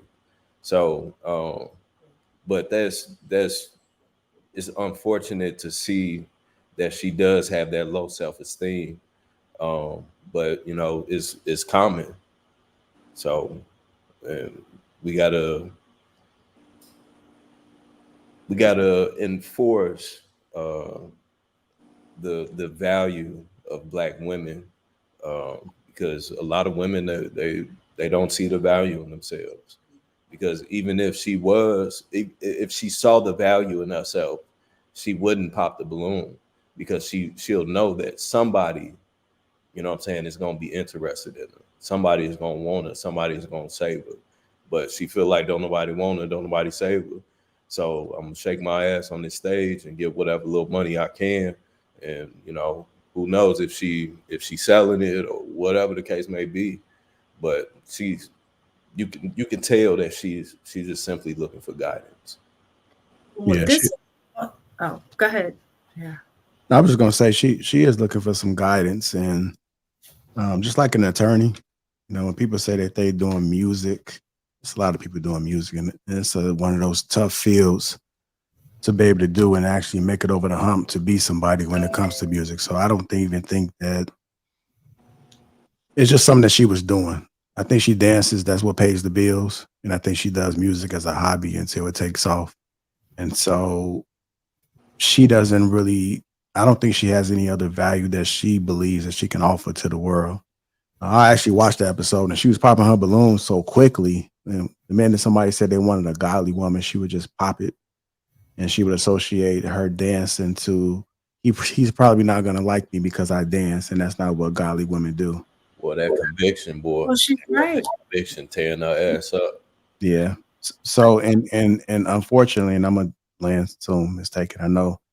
Go ahead. I'm not going that long, but it's a lot of women in pain. There's a lot of women in pain, and I don't think that they will ever get healing, unfortunately. Not saying that she can't, but it takes a lot. Just like discipline, when it comes to men having discipline, it's hard for people to get over these humps. It's not normal. You have to do work, and a lot of people are lazy in their mindset, and they don't want to do the work. So her in particular, she's a beautiful woman, but you can just tell that she just had a rough life. And whatever change that's going to come, it's not going to happen overnight. It's going to take some work, and a lot of people are not going to want to sign up for that project, unfortunately. And I think that she knows that, but she's kind of like caught in this matrix where she doesn't really understand how this transition needs to go. And her being so grown folks not going to come in and walk her through that step by step. It may be somebody, but they're not going to be able to have enough strength to be able to keep her in a certain type of way that's going to be able to push her through, because she's going to walk all over them. She hasn't seen it at all, especially in that strip club. And I think that she's trying to mask. Like, that dancing is something else. That dancing has to be, there's nobody that can convince me to tell me that when they're dancing that this is productive. That's, to me, that speaks hustle. This is something that easy for me to do, to be able to get the money to pay the bills, because this is what I have to offer. Like, I don't see anything that's godly about it. But what other value do you have? So that's where the insecurity comes in. So I think it's just going to just be pretty tough for her to be able to come to the other side, unfortunately. And we can try. I'm not telling anybody that's in the corner to give up, but it's not going to be for everybody. Everybody can't be in that corner. So whoever signs up for it, that's willing to push it, good luck to you. I know it's going to be a lot of work, but it is what it is. But that's going to be a lot of stories that you're going to have to try to rewrite in order to get back on that path. So I was going to say that I think I don't think she really wants to strip, right? But I also think that part of the saying, but I go to church every Sunday, is to try to present that there's some good in me. You know what I'm saying? Like there's some good. I'm still wholesome. I'm still like to try to present a way in that you don't get caught up in the stripping part of it, because that's just one aspect. This is who I really am. But I also think that she's also being realistic in the fact that, yeah, most of my opportunity for relationship is going to be limited once somebody finds out what I do. So I understand why she was popping the balloon.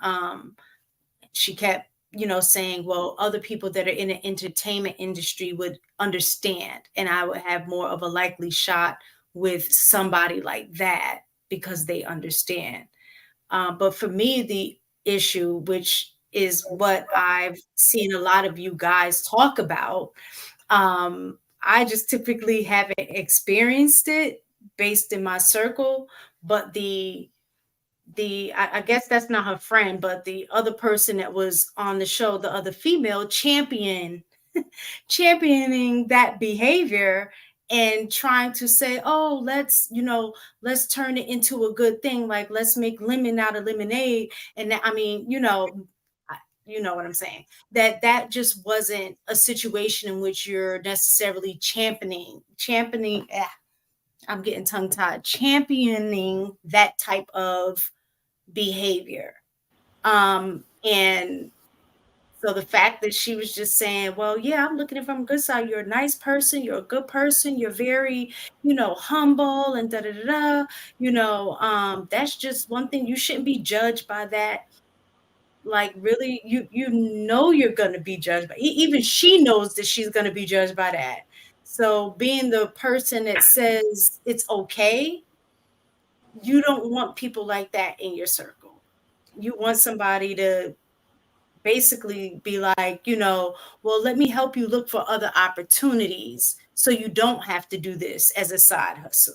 You know what I'm saying? So that was the part that I actually noticed is the other females that was trying to encourage the behavior or support the behavior when no.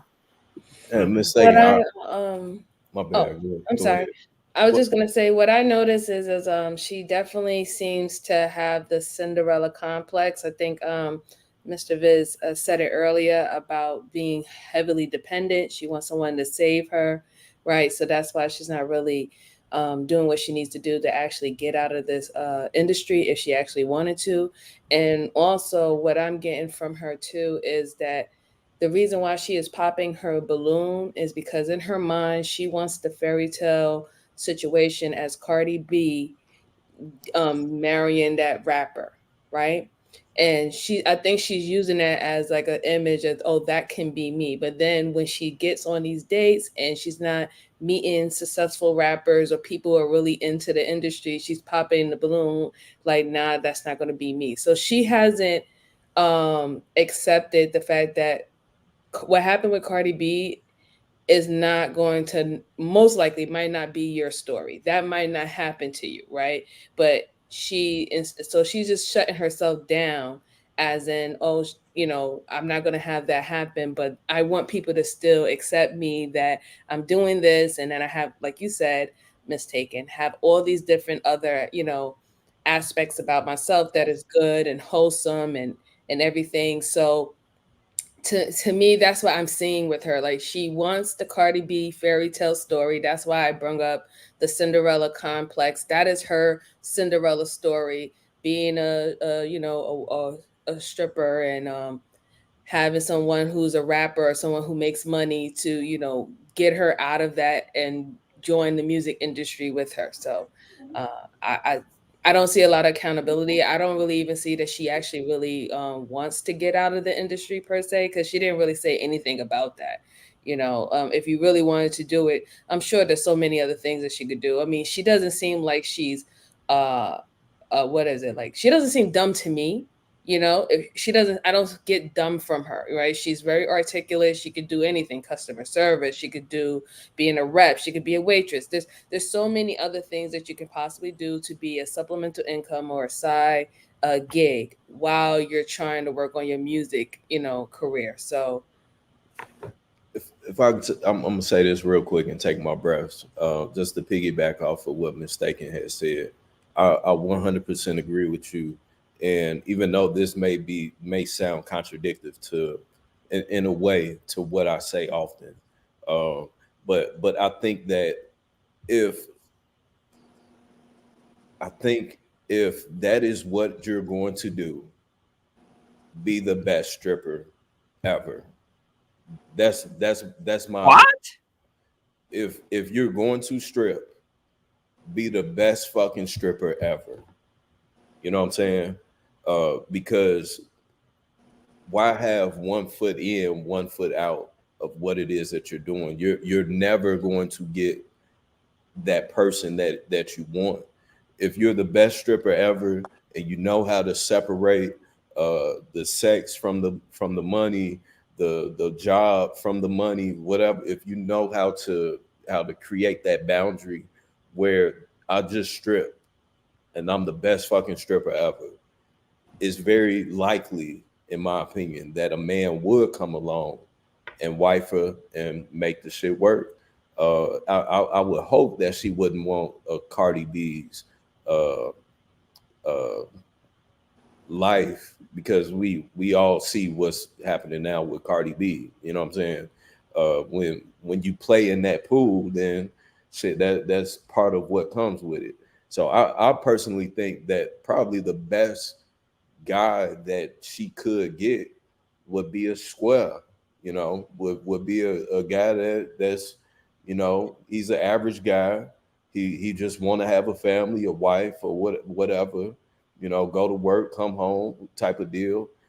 I think that she very much could find one.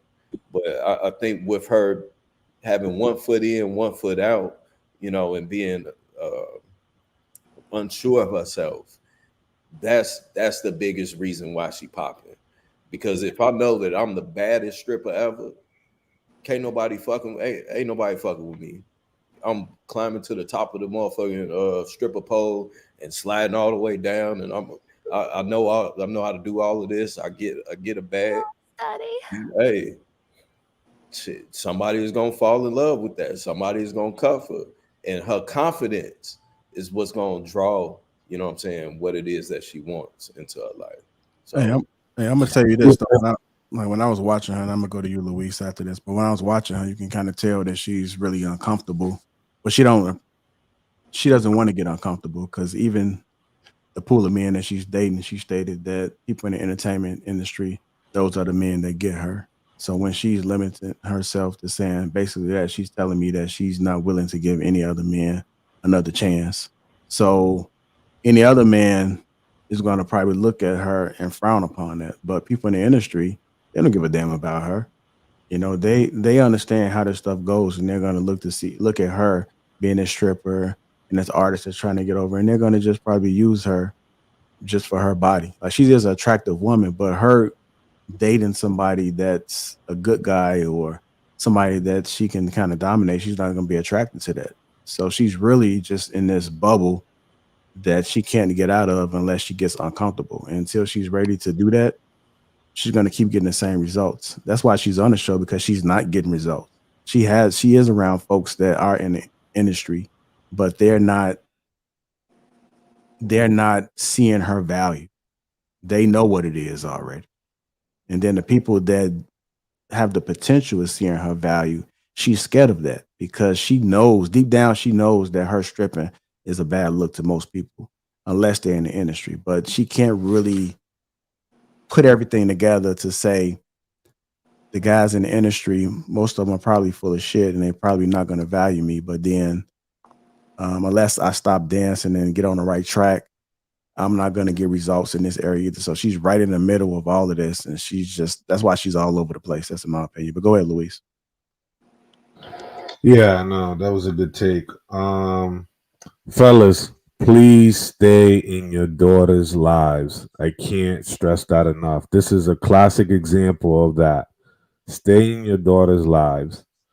Um, shoot. She got me with the whole take me out of this lifestyle. It is not accompanied on somebody else's responsibility to remove you from the circumstances that you have put yourself into.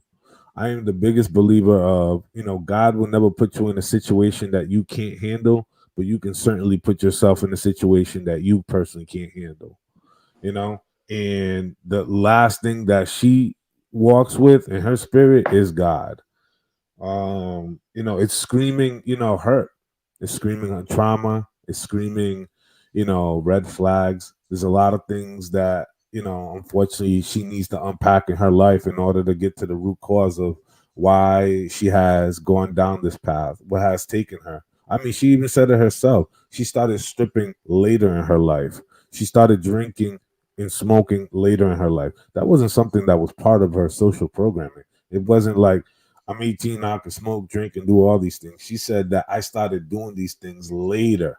So if this wasn't part of your lifestyle and this wasn't who you are, then what are the things that have influenced you to get to this point? What has influenced you if you've never drank? What has influenced you if you've never smoked or stripped or elected to be in this lifestyle? And she also alluded to the idea that she used to pass judgment on people. And she was like, now I know I'm a hypocrite because she sees herself. She now sees herself in the mirror looking back at herself like, I never thought that I would be here, or I told myself I'll never be here, but here we are, right?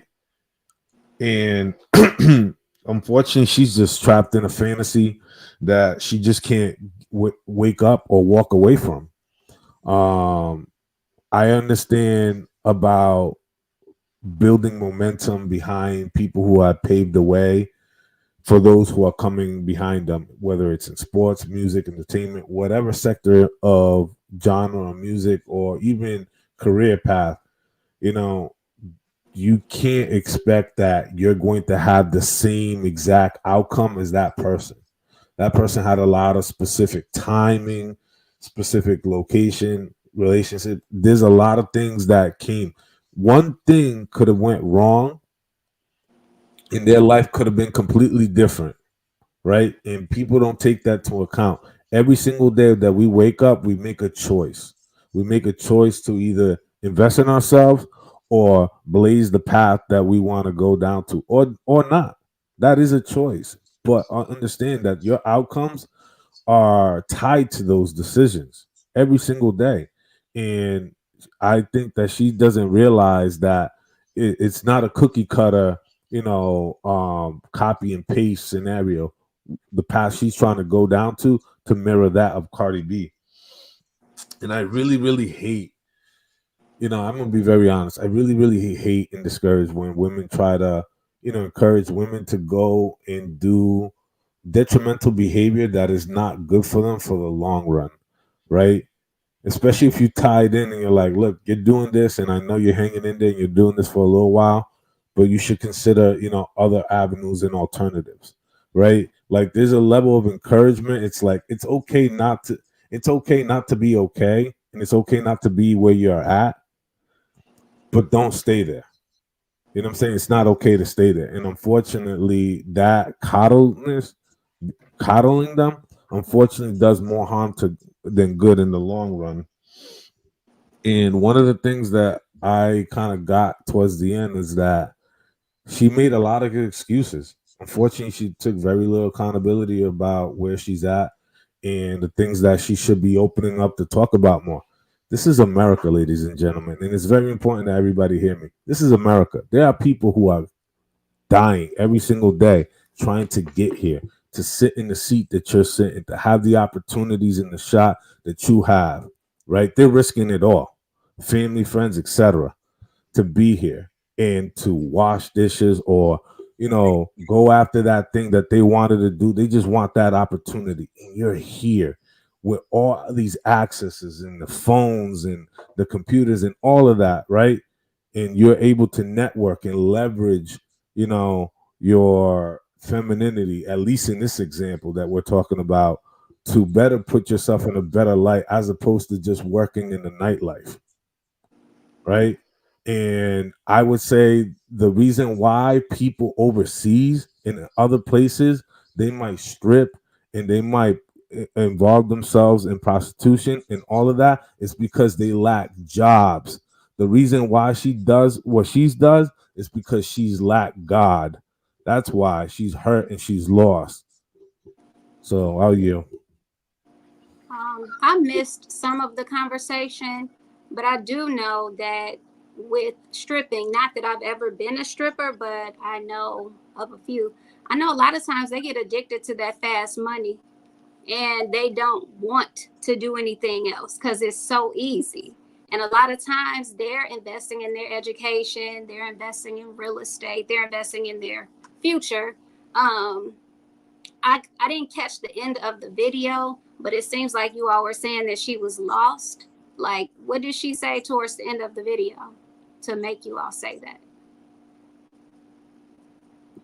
I don't think that she's lost, me personally. I think that she doesn't really want to leave the industry. I just think that she thinks that she's supposed to have the same type of situation that Cardi B happened. Cardi B being a stripper, Cardi B getting on a TV show, and then now was able to publish her first album that became successful, and look where she's at.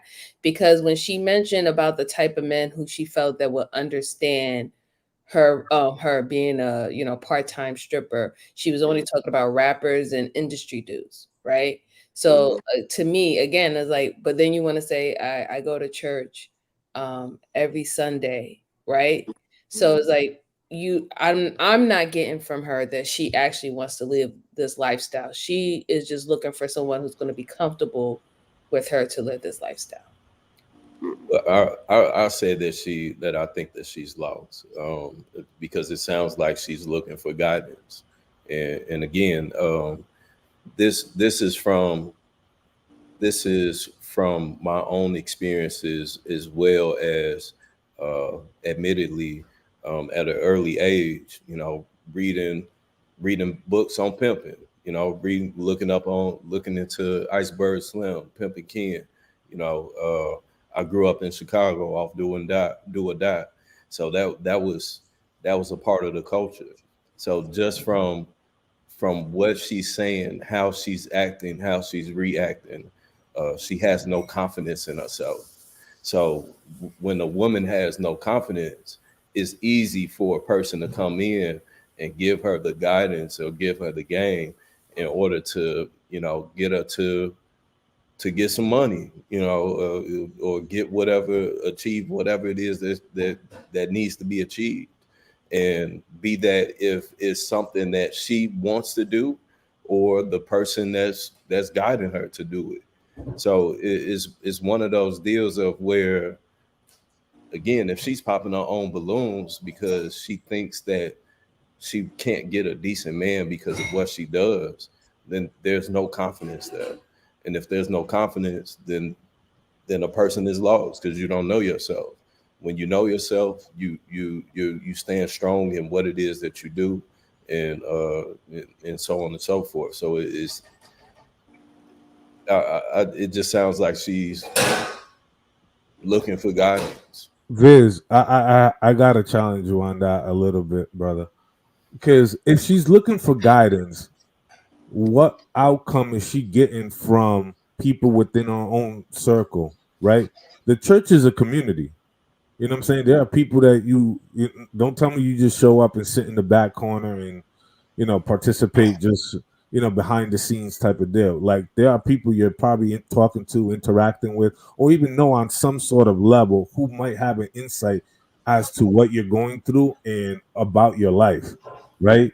And as far as the conversation of the panelists who are on the couch, who were men who were telling her, like, this isn't going to secure you what you want, right? And as a man, I'm telling you that this is not what we're looking for, right?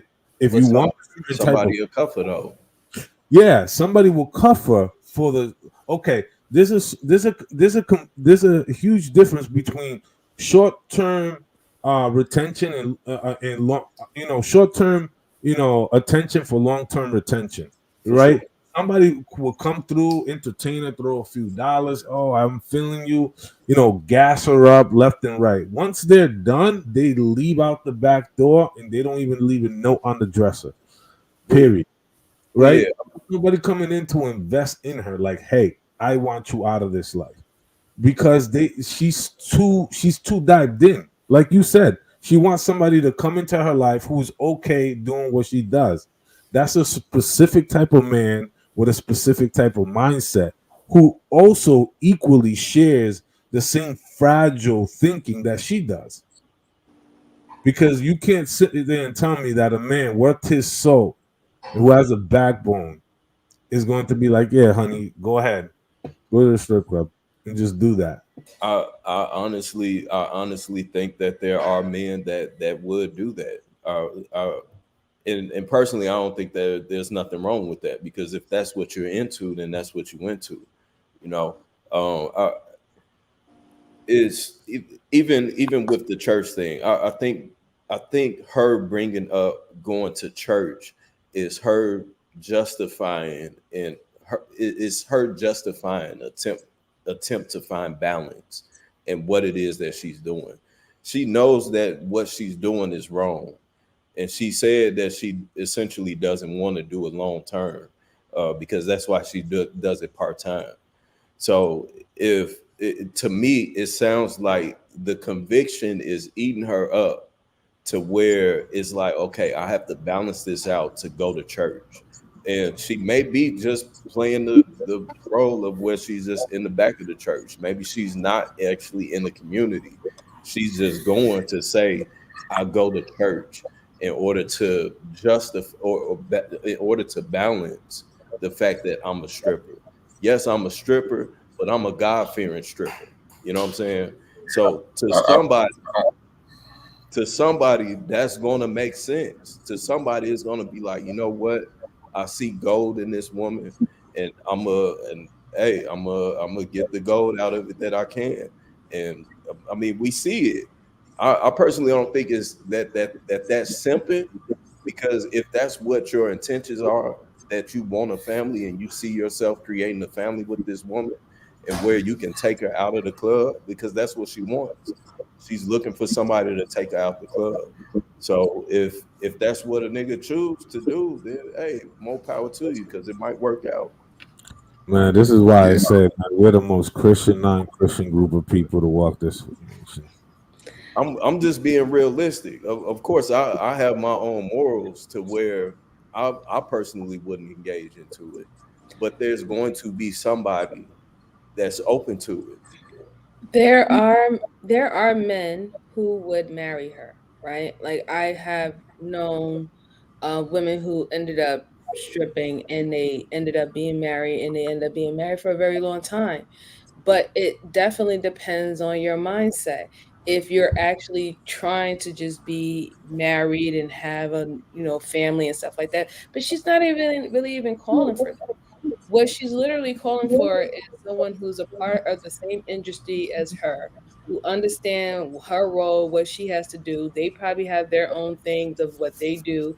That is what she's calling for. I don't feel her calling for her to be married. Like, even when she said, why don't you just come get me out of there? Does that even talk about, I want my man who loves me, who's going to, be my husband, and we're going to have this family? Like, she's not really talking about that.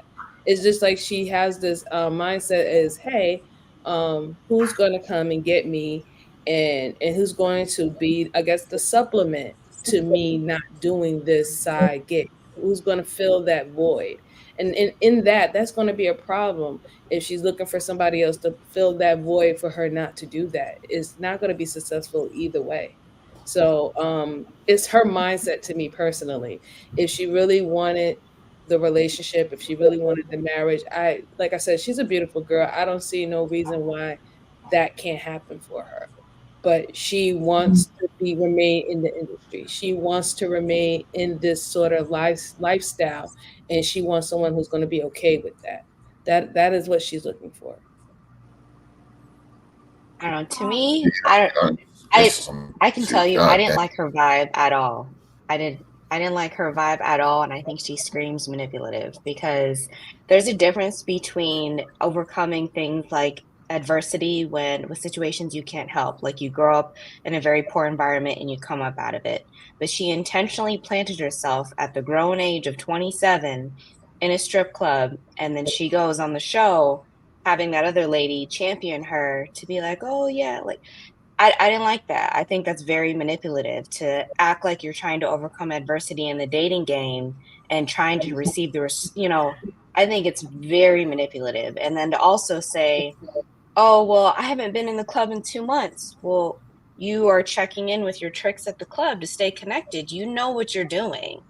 Like, and then you throw in I'm a godly woman. No, I think she's delusional, manipulative, and I don't like her vibe. And then she goes on the show to try, like I said, to act like she's overcoming adversity when she intentionally is doing it. And there are many other streams of it. You're 27. You've only been in the strip game 4 years. And you mean to tell me you can't find other avenues of income? So that tells me you're just going back every 2 months to check on your regulars to make sure that they give you money on the side. So to me, it's a setup. It's completely a setup. And I think it's gross. I think it's gross behavior. Like, she knows what she's doing. She's no victim. She knows exactly what she's doing. This is not an overcome adversity moment. And women who support stuff like that, it's just, I don't know. It's toxic. I don't like it at all. So apparently she's 32. That's what somebody updated. She's actually 32. Look, strippers have a shelf life. Can't be stripping forever. You know? She's checking in on her tricks. That's all she's doing. Every 2 months, she obviously doesn't need the money. She hasn't been there for 2 months. So then she's bullshitting everybody. Excuse me. She's BSing the entire time. Like, she's just doing it to be like, oh, I'm a stripper. Feel sorry for me. I'm in the dating pool. I had to pop my bubble. Oh, I go to church. Like, stop. Well, I mean, stripping irritating. Is fast money, so I could see how she didn't work in 2 months. That's kind of normal in that industry to take time off like that. I'm sure she could make in one night what somebody could probably make in a month. So if she's trying to, invest in her music career, that could be why she's stripping. But I mean, I don't know. So then, to Viz's point, if you're going to be a stripper, be the best stripper ever and be about it. Don't go on a show and pop your balloon and then cry about, that to me is manipulative. Like, pick a lane. She probably just went on the show strictly to be seen on the show. Yeah, that could be. Yeah. I mean, she did point out that she popped her balloon because she didn't feel a connection with anybody, right? Mm-hmm. Didn't she say that? I didn't see the initial show, but I think she popped it immediately right away for everything, right? Yeah, she popped it immediately. There was no conversation. Yeah, so she probably did. Sounds like she just went to be seen. Right. And also to be able to be interviewed, to have the conversation that she was having on the couch, which leads me to believe that she doesn't really want to live outside of this life. She doesn't, like she's comfortable. She's comfortable with it. However, it's just, what's she doing? She just wants someone who's going to be comfortable with her doing this. I mean, if she sat down for 2 months, I think she sounds real comfortable with what she's doing. I'm around celebrities every day. Like, I'm really working in the entertainment industry. So what I mean by entertainment industry is music, modeling, and acting. And being a boss that I am. And like a woman of God. The stripping that's just a 9-to-5 side hustle to me once in a while, once in a blue moon. That's not my life. Okay. So it's just, I respect your transparency on that because you didn't have to say that. Exactly. So her life is music and her side hustle is stripping. And then she goes to church. Okay. Her life is She's a whole. violent woman. Okay, let me ask And then this. she's crying about the dating pool. Like, stop. Like, it's weird. Y'all be talking all the way around this bullshit. Look, her life is hoe. You gotta let a hoe be a hoe. Shout out to the ghetto boys. They said it first, man. They said it right. It is what it is. Y'all don't want to say what it is. And that's part of the problem with some of the women on this panel right now. Y'all not holding this heifer accountable.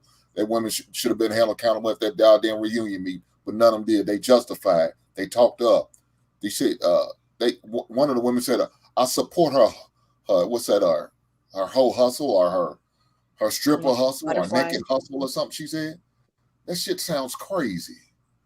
MJ, I don't know why you could sit there and say this woman ain't lost. She's lost. And the reason why she threw God in it, because she didn't want no motherfucker to judge her stanky hoe ass. That's why she threw God in it. Only God can judge me. Every man should judge your ass. As soon as we let you know what you do, your career is, your decision making. You a hoe, you a stripper? Oh, hell yeah, I'm judging you. I know what you are. You a good night. That's all you are. You 20 goddamn minutes and you a lifesaver, get the fuck out. That's what you are. Oh, she get 20? A man shouldn't respect her ass. Now, part of the 20 minutes is getting her ass, put a drink in her, and getting her to the bedroom, getting her on out. I'm giving her that Shannon-Sharpe. That's what I'm gonna give her. At 10 goddamn minutes and she out. But let's talk about the situation, man. Look, this heifer is crazy, man. And the women on that show was trying to justify that bullshit by clapping like, no, girl, just don't worry about it. You can do what you want to do. I don't see nothing wrong with it. Everything's wrong with it. She's a heathen Monday through Saturday, but then she's right, sanctified, filled with the Holy Spirit. You know what I'm saying? With the good Lord on Sunday. No, man. That ain't how it goes. And only man gonna take that woman is a sucker. She gonna find a sucker to take. That's the only man gonna take her. That's the only man gonna wife up a goddamn sucker. A fool will wife her ass up. She don't deserve to be a wifed up. She don't deserve a good man. And then she said that she idolized Cardi B. Please believe, I bet she got a poster in her room with Cardi on it. And she probably goes by and worships it along with that good white Jesus right next to it. I bet she does on a regular basis.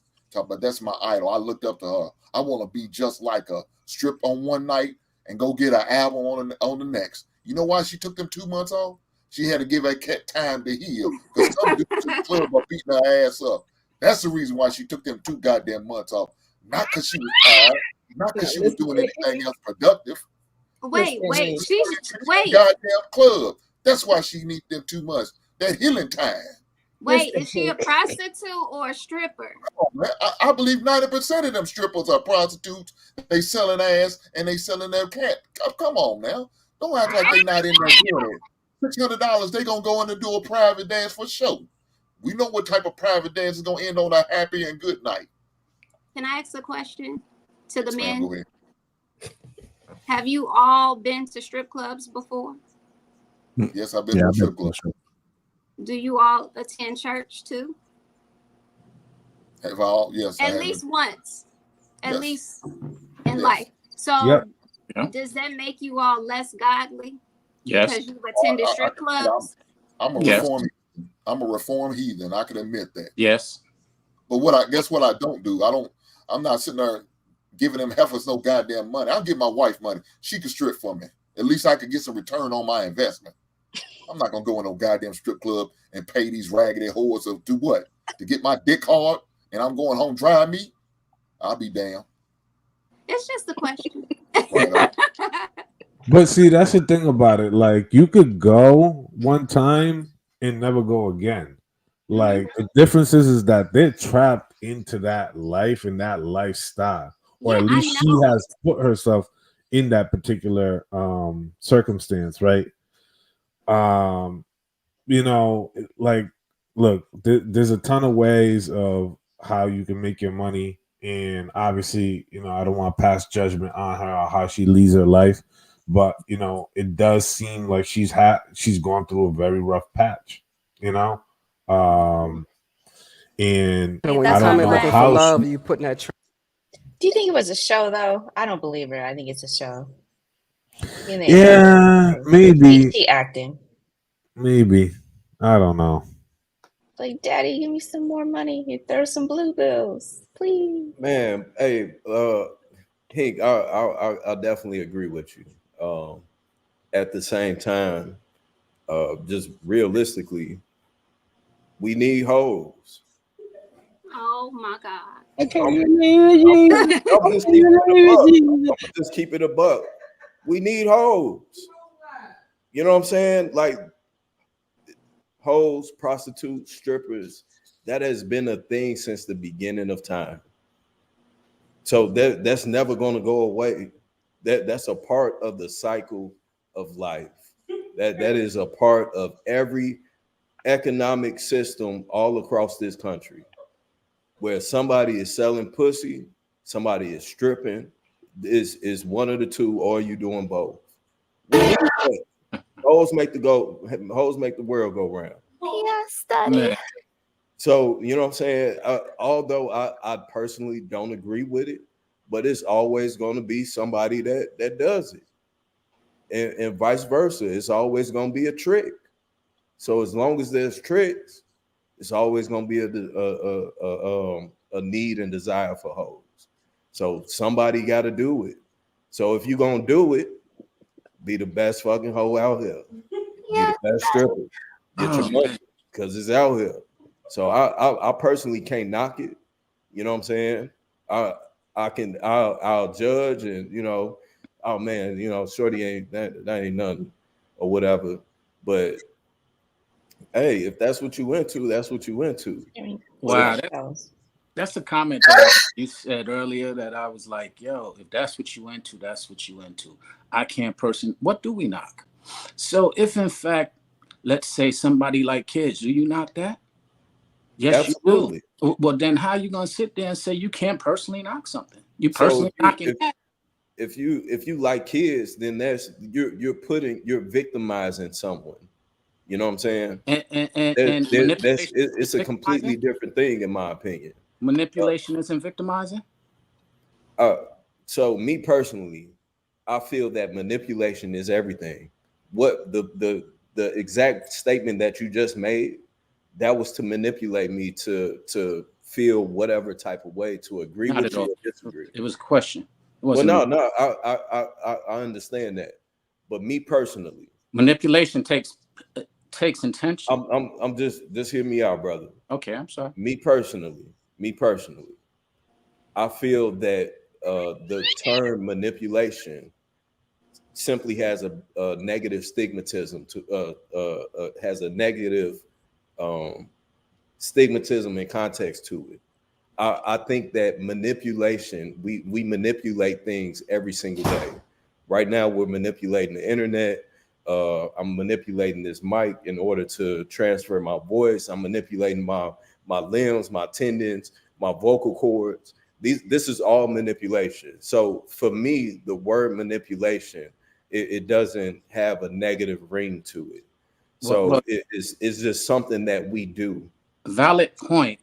If in fact you ignore context. So to your point, context is important, and the context that you use it in what you just said is not negative, but there is also a context that is negative, and we need to acknowledge that and stop ignoring that. Context doesn't matter.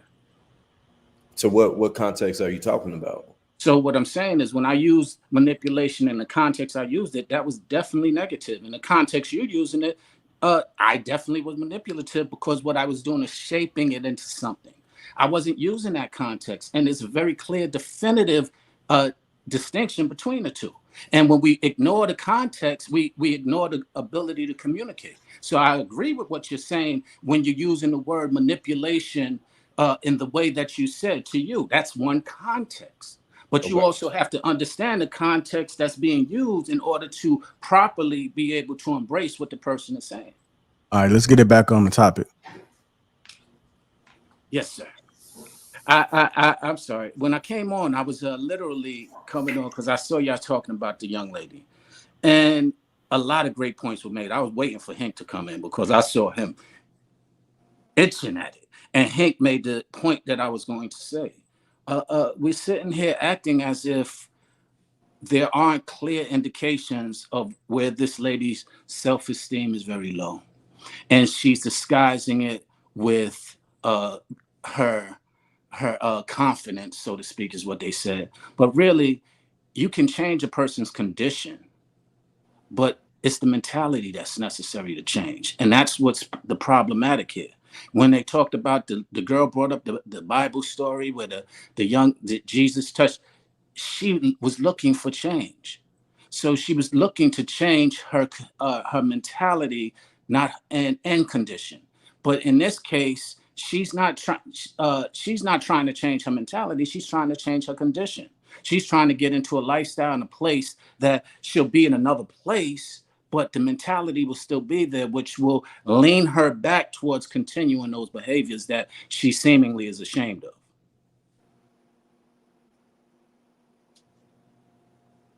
All right. Yeah, I agree. That's why I said that I didn't feel personally that she really wanted to give up the lifestyle. And Mr. Hank, when I said that she's that she's not lost, the only reason why I said that she wasn't lost is because she wants to be there. Like, she actually, to me personally, she wants to be in that situation. The people that she was even talking about dating is people that she said that she sees on a regular basis, whether it's at the side job or whether she's at the recording label, trying to do her music. So she's only trying to surround herself with that. That's why I said that that's not a person who's lost, who's just only getting, like, I guess, bad information. Yes, we did see the woman coddle her and said that everything was okay, but truly, to me, and what I guess Miss Allie, if she does come back, what I was seeing was she was just being very manipulative, at that interview while she was sitting down on the couch with everybody. It was like she was trying to have a coming to Jesus moment, but then don't I guess don't address me about the elephant in the room, that maybe I should not be doing this if this is not what I like, and if I don't want people to only reference me of doing this, being a part of this profession. That's why I don't feel that she was lost. Interestingly enough, being in the entertainment industry, there are a lot of people who are lost. There are a lot of people who admire the lifestyle, but don't understand what you might have to sacrifice in order to achieve it. And so that's the missing element that a lot of people don't. So yes, she does want a certain lifestyle, which most people do, but the compromising of your integrity that comes along with it at times is something that you don't factor in. And then by the time you do get to the place where it's exposed to you, you've already compromised it often. I can definitely understand that. But see, then again, if she let everybody know, she didn't even have to, right? But she let everybody know that she considered the side, being the side job of being a stripper was a 9-to-5 thing. That's not who she is. She's creative. She's a music. She's an artist, right?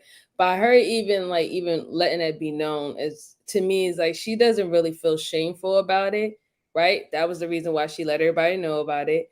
And then at this point, if you're okay with that, then you shouldn't get mad that there is going to be some people who is going to judge you on that. And there's going to be some people who's like the lady that was on the couch rooting her on, right? It comes with the territory with certain type of professions like that. At the end of the day, people still frown upon you being a stripper or a sex worker, even though we know that is something that always has happened, and it's probably never going to go anywhere. So, you have to have that type of tough skin to be in that game. And even being able to, me personally, I will look at it like, and if you're that tough to go out there and strip and stuff like that, then you have heard everything under the sun or been called anything under the sun, according with dealing with these type of men or been addressed in this type of way. So I would have expected her to be a little bit more tougher than what she was displaying on the couch. So now I'm kind of questioning whether if it was really sincere or was she just using this as a, coming to Jesus story. I really want to be saved. Someone please come and save me. Or get me on another show. This is another route that I could take to get into a different career. Like, that's what I'm starting to look, put things together. That's how I'm seeing it. That's interesting. And I want to say this. she's disguising her shame, because it's clear that she's ashamed of what it is that she's doing, although she's describing it like it's fine. This is what people do, and making it as if it's something that she is condoning. And that's part of the problem, is that's not being addressed. If she wasn't ashamed of it, there wouldn't be so many other attributes that we can see, church being brought up, basically trying to excuse this low self-esteem that she is like putting right in front of our face. But no one's addressing that. Perhaps you have low self-esteem and you need to build that up. Perhaps you are you are doing something that you don't feel good about, and that's why you're justifying it by with all of these excuses. Cardi B, she used as an example. Cardi B is one who probably did the same. She compromised a lot of stuff early on, and she continued. But the thing is, the difference with Cardi B is she intentionally understood what her goal was, and she did the hard work on her reality television show to make sure that she was going to use that platform to launch her music career and get credible through music. And she's one of a few who was able to accomplish that in reality TV, because the reality TV money comes in and you start forgetting about the hard work that it takes to be a musical star. And they both take hard work. And so if she really wants to be an artist, she has to really work hard. And she doesn't seem like she's in a position that she wants to do that. She'd rather get the easy route, to some of your points that y'all made earlier. And that's part of why we're sitting here having a conversation about her, and she's missing the whole point. Yeah, if that's what you want to be, there are no shortcuts. To my man's point, you gotta work at whatever it is. Be the best at whatever it is you're gonna be. But it's still gonna be work to be that best. Well, one of her problems is, man, that this look, she's past her parents. It's obvious with that. We can't no longer blame it on her parents anymore, because she said she started stripping at 27. So it's beyond her parents' fault now. Now she needs to get an elder woman in her life to have a serious sit down, come to Jesus conversation with her. Is she ready for that right now? I don't know. Why ain't she talk one of the elders in her church that she supposedly goes to every Sunday to have a conversation with her about maybe, having a lifestyle change. Not only just a lifestyle change, a mindset change. Because her mindset is going to have to change before her lifestyle changes. And she doesn't seem like she wants to do that. It's obvious. She's still in there, even though it's only been 2 months ago. She's still doing a damn thing. She's going to go, look, she probably went to the strip club and danced a little bit right after that show, right after the taping. You know what I'm saying? Just to make sure she still got it. But she needs to have a conversation with the elder women in her life, or elder woman in her life, or elder woman in her church to get her back on the right path. Because it's obvious, to me, she's off the beaten path. She's lost right now. She's searching for answers. And I don't think she's getting them from when she went on that show. Because when you got women like that up in you, that's not helping you. They're more of a hindrance than that help.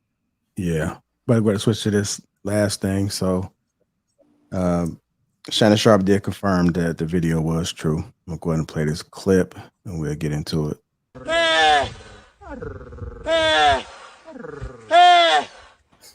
Yo.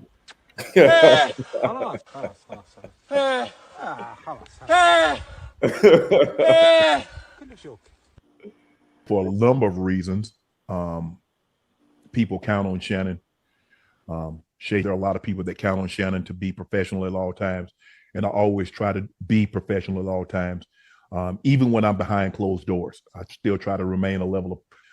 Even when I'm behind closed doors, I still try to remain a level of professional, although I'm in the privacy of my own home. And I'm very disappointed in myself. Not for the act. I think there are millions and billions of people of consenting age that engage in activities. But to have your most intimate detail on the audio to be heard, I'm disappointed in myself. I let them call them. I called my sister. My friends reached out. But guys, this was not staged. Came in, I threw my phone. Staged. Came in, I threw my phone on the bed, engaged in an activity. I did not know IG Live. I've never been on IG Live. I've never turned IG Live on. So I don't know how it works.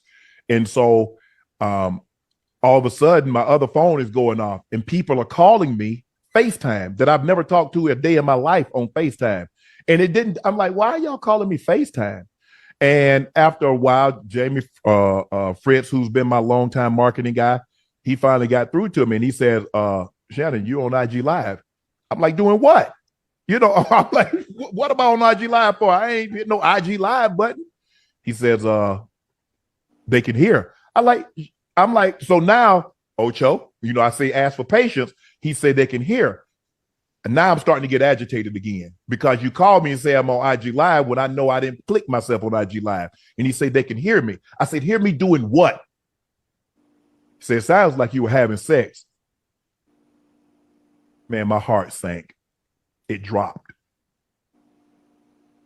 And obviously, I run my accounts, but Jordan being the good Samaritan, the good soldier that he is, Jordan, the one that cut it off. Because hell, I didn't even know it was on. Jordan cut it off. Jordan put the message up. And then after I called my agent, the agency, I called ESPN after I was like, I just got to tell them the truth. I said, I just got to tell them the truth. My phone wasn't hacked. It wasn't a prank. It was me being a healthy, active male. I mean, y'all thought I was bull jiving. Hey, I'll get it in. Real talk. Hey, Ocho, see, I don't, man, I'll be lying. Okay, lying. Come on, man. He sparks hard, Ocho. You know, I hit one early this morning. Come on, man. In all sincerity, I'm extremely embarrassed that a very, very private, intimate situation, the audio can be heard. And I'm extremely disappointed in myself. 5 minutes before I came on, phone rings. It's Cat Williams. What's up? The first thing out of his mouth, guess what he said, Ocho? You ain't gay today? Hey, listen. I said, man. Listen. Come on, Cat. He's and this is the funny thing about it. Now you remember all the people talking trash and saying whatever they had to say, trying to assassinate your character, that you might be this, you might be this, or whatever it may be. So hell, I mean, I'm sitting back, I'm thinking, well, hey, it was a goddamn Michelle, it wasn't a Michael. I ain't gonna lie, man. When he first started off, and he nearly took me out when he said, "I'm also professional behind closed doors." I was like, "You got a camera?" Hey, yeah, no, this shit definitely fake, man. If they took the conversation there at that point, then it's like, no, you did this intentionally to prove a point. So what he was doing at first, he should have kept going and left it there, much rather than him switching it up and Ocho making a joke of, oh man, motherfuckers thought you was gay. Oh, it's like, no, okay, now we know you gay for real, or at least you bisexual at the minimum. You know what I'm saying? It's like you damn near just put yourself in that box where it was like, okay, we feel the empathy in the whole thing, because at the end of the day, you're a grown ass man. Whatever endorsements that you have, it's not like that's gonna burn you because you having sex. Everybody has sex. You know what I'm saying? So the fact that we can only hear you, it's not that big of a deal. But if you gotta go and y'all make a joke of it, and Cat Williams said this and Ocho saying, no, bro, just if you bisexual, man, just say you bisexual, bro. It's 2024. You know, we got 76 genders out here. Motherfuckers want to be cats and dogs, and hey, go for it, man. Yeah, I definitely believe it was intentional now after hearing that, because I don't know who literally throws their phone on the bed and it automatically hits live and goes to the IG app. First goes to the IG app and then hits live. Like, that does not happen. That does not happen with the type of phones that we have today, right? So yeah, I'm not really believing the story. And then after having the whole, conversation with Ocho in reference to let everybody know, well, Cat Williams came out and he's endorsing me that I'm not this anymore and that anymore. Come on, man. God damn. To being very intentional now. Yeah, there's a lot of steps for you to go live. You gotta have one, open the application or have it on or already open. Then hit the plus button, and then you gotta hit the live button along the bottom thread, and then you gotta hit go on live. Like there's a whole process. It was too much steps. It's not like as easy as just simply butt dialing somebody. Like there's a whole sequence of events, and for it to be on live already. I don't know. I don't buy it. But the logical thing that he could have said, man, I was filming myself, engaging. Even if he went into detail, this is a story that would make the most sense to me. You doing your due, you film, you record it. Boop. Hey, hey. You end it. You just so happen to maybe you're recording it in Instagram and you save it. I know some people, they take their pictures and videos and Snapchat or whatever and save it on their camera roll, but they don't post it. Maybe that's what he was doing. Just so happened, he slided over to the live, maybe so good. No. He accidentally hit that ball twice, but that's hilarious. Yeah, let me tell y'all what I saw, because this is the first time I heard about it just now.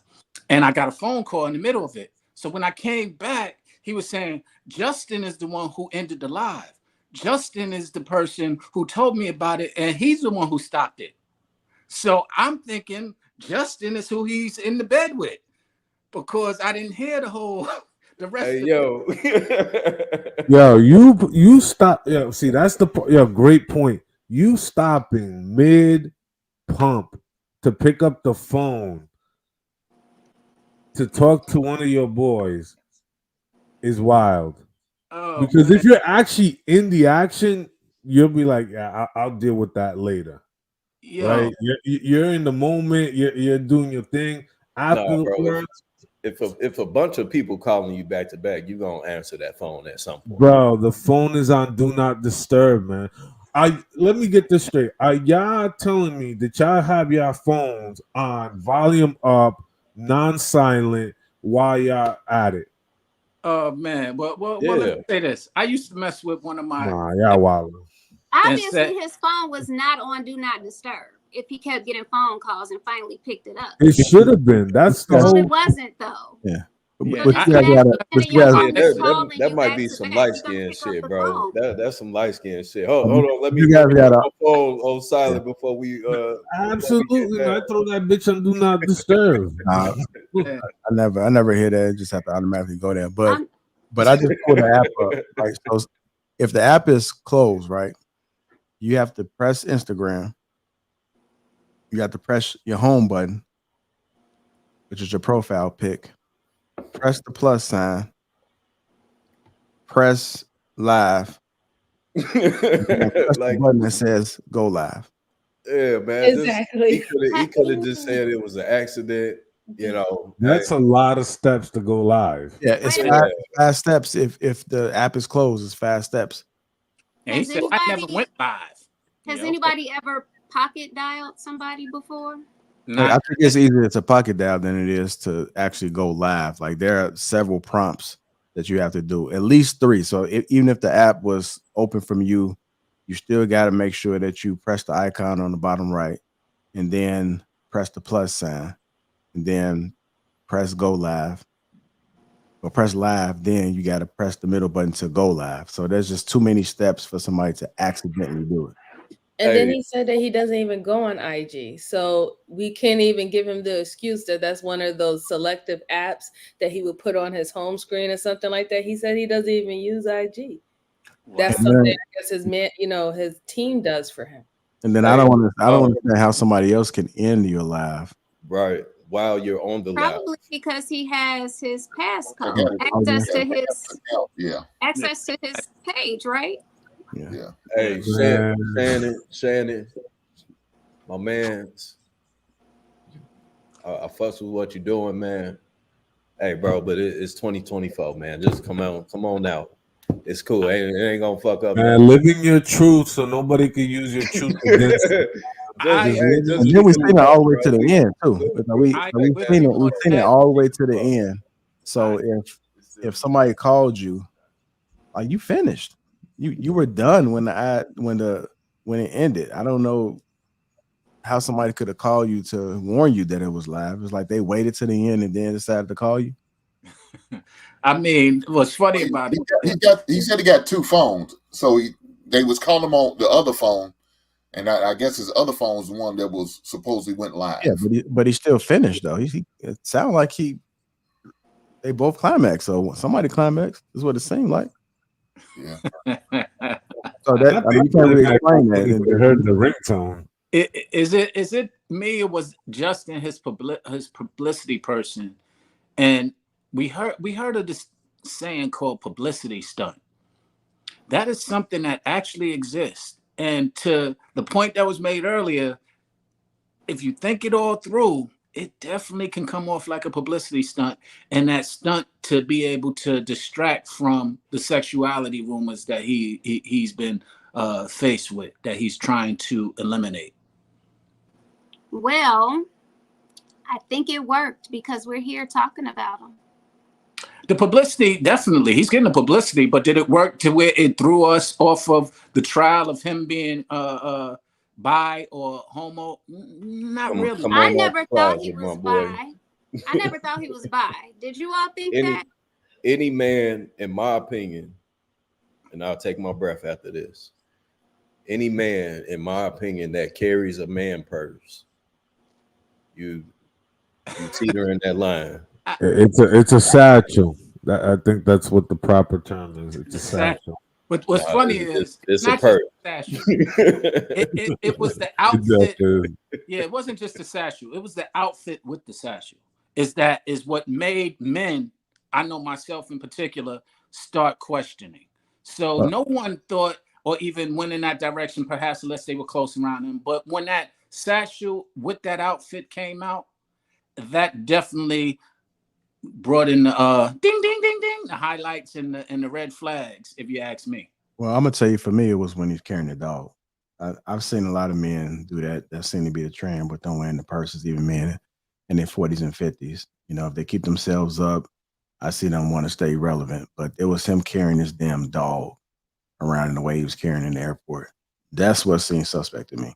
I don't know too many men walking around with dogs. And that type of dog.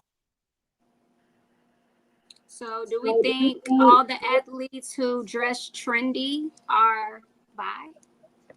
Most of the time, yeah, most of the time we do think that. So we're judging entertainers. But you talk about 80%. You talking about 80% of the NBA and the NFL then? Right. So I'm saying, do we think all of them are bi or gay? Well, I would say this: some of the ones that I've seen in person that I did not think, and when I did see them, it was questionable, and a lot of feminine attributes were oozing out of them, and I didn't realize how effeminate they were. And so, yes, I question it, and yes, with this younger generation where it is a popular and or trendy thing to do, I question it even more. Could they just be fashion forward? Fashionable is questionable at times. So let's be real. The fashion industry, especially fashion forward, as you just described it, is questionable. Yeah, but Sean, the fact that you use the word goozing out of them, man, it sounds questionable.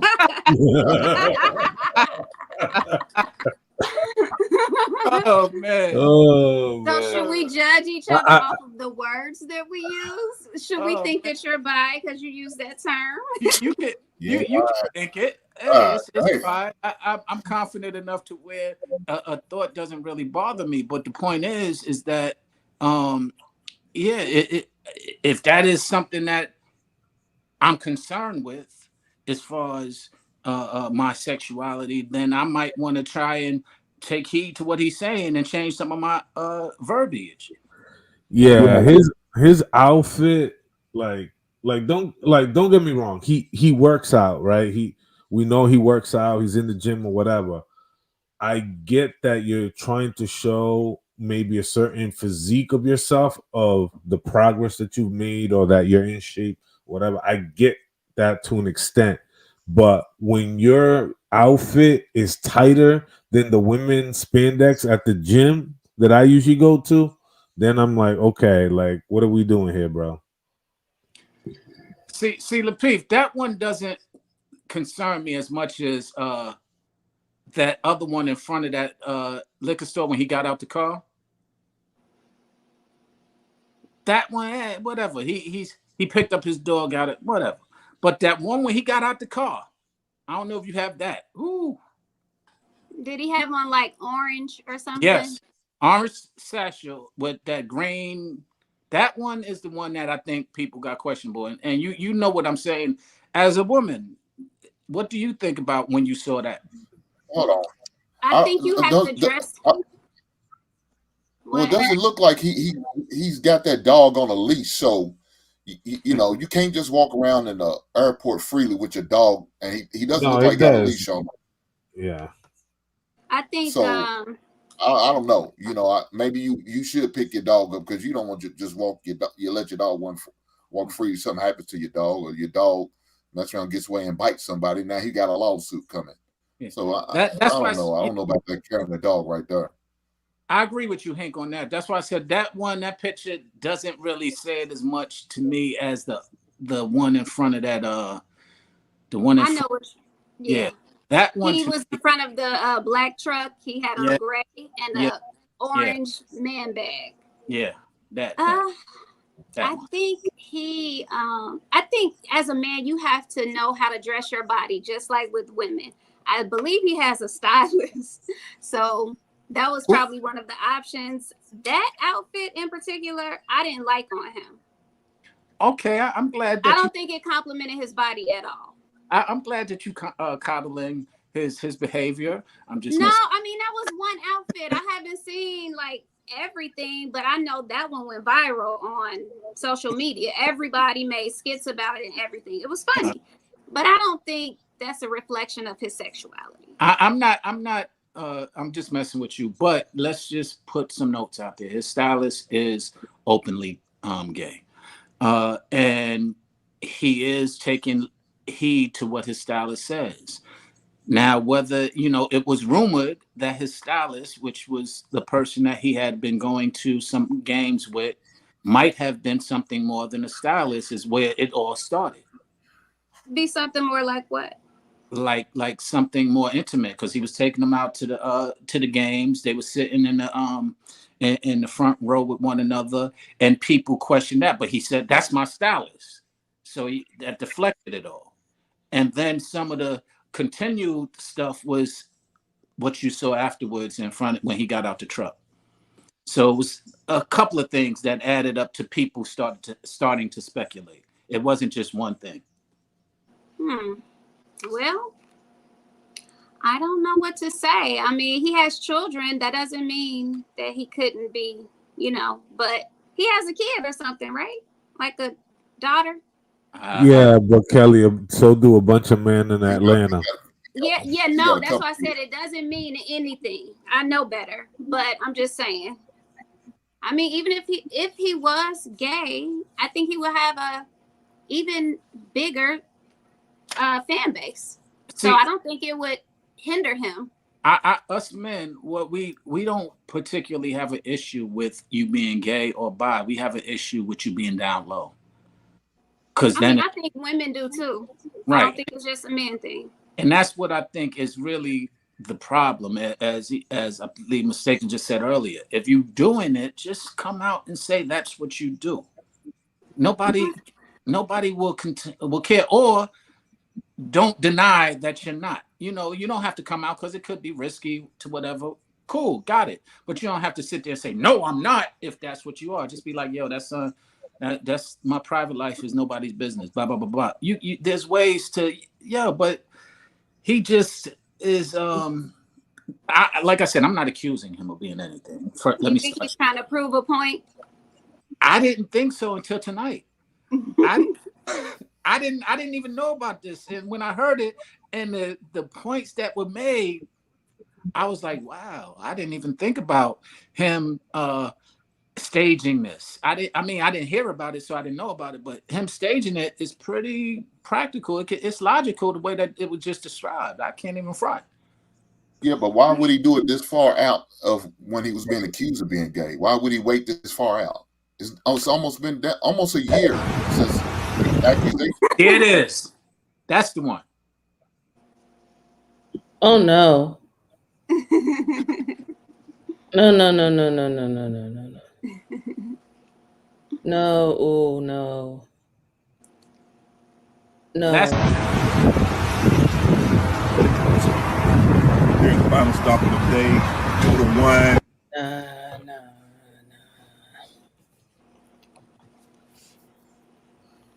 Mm-mm.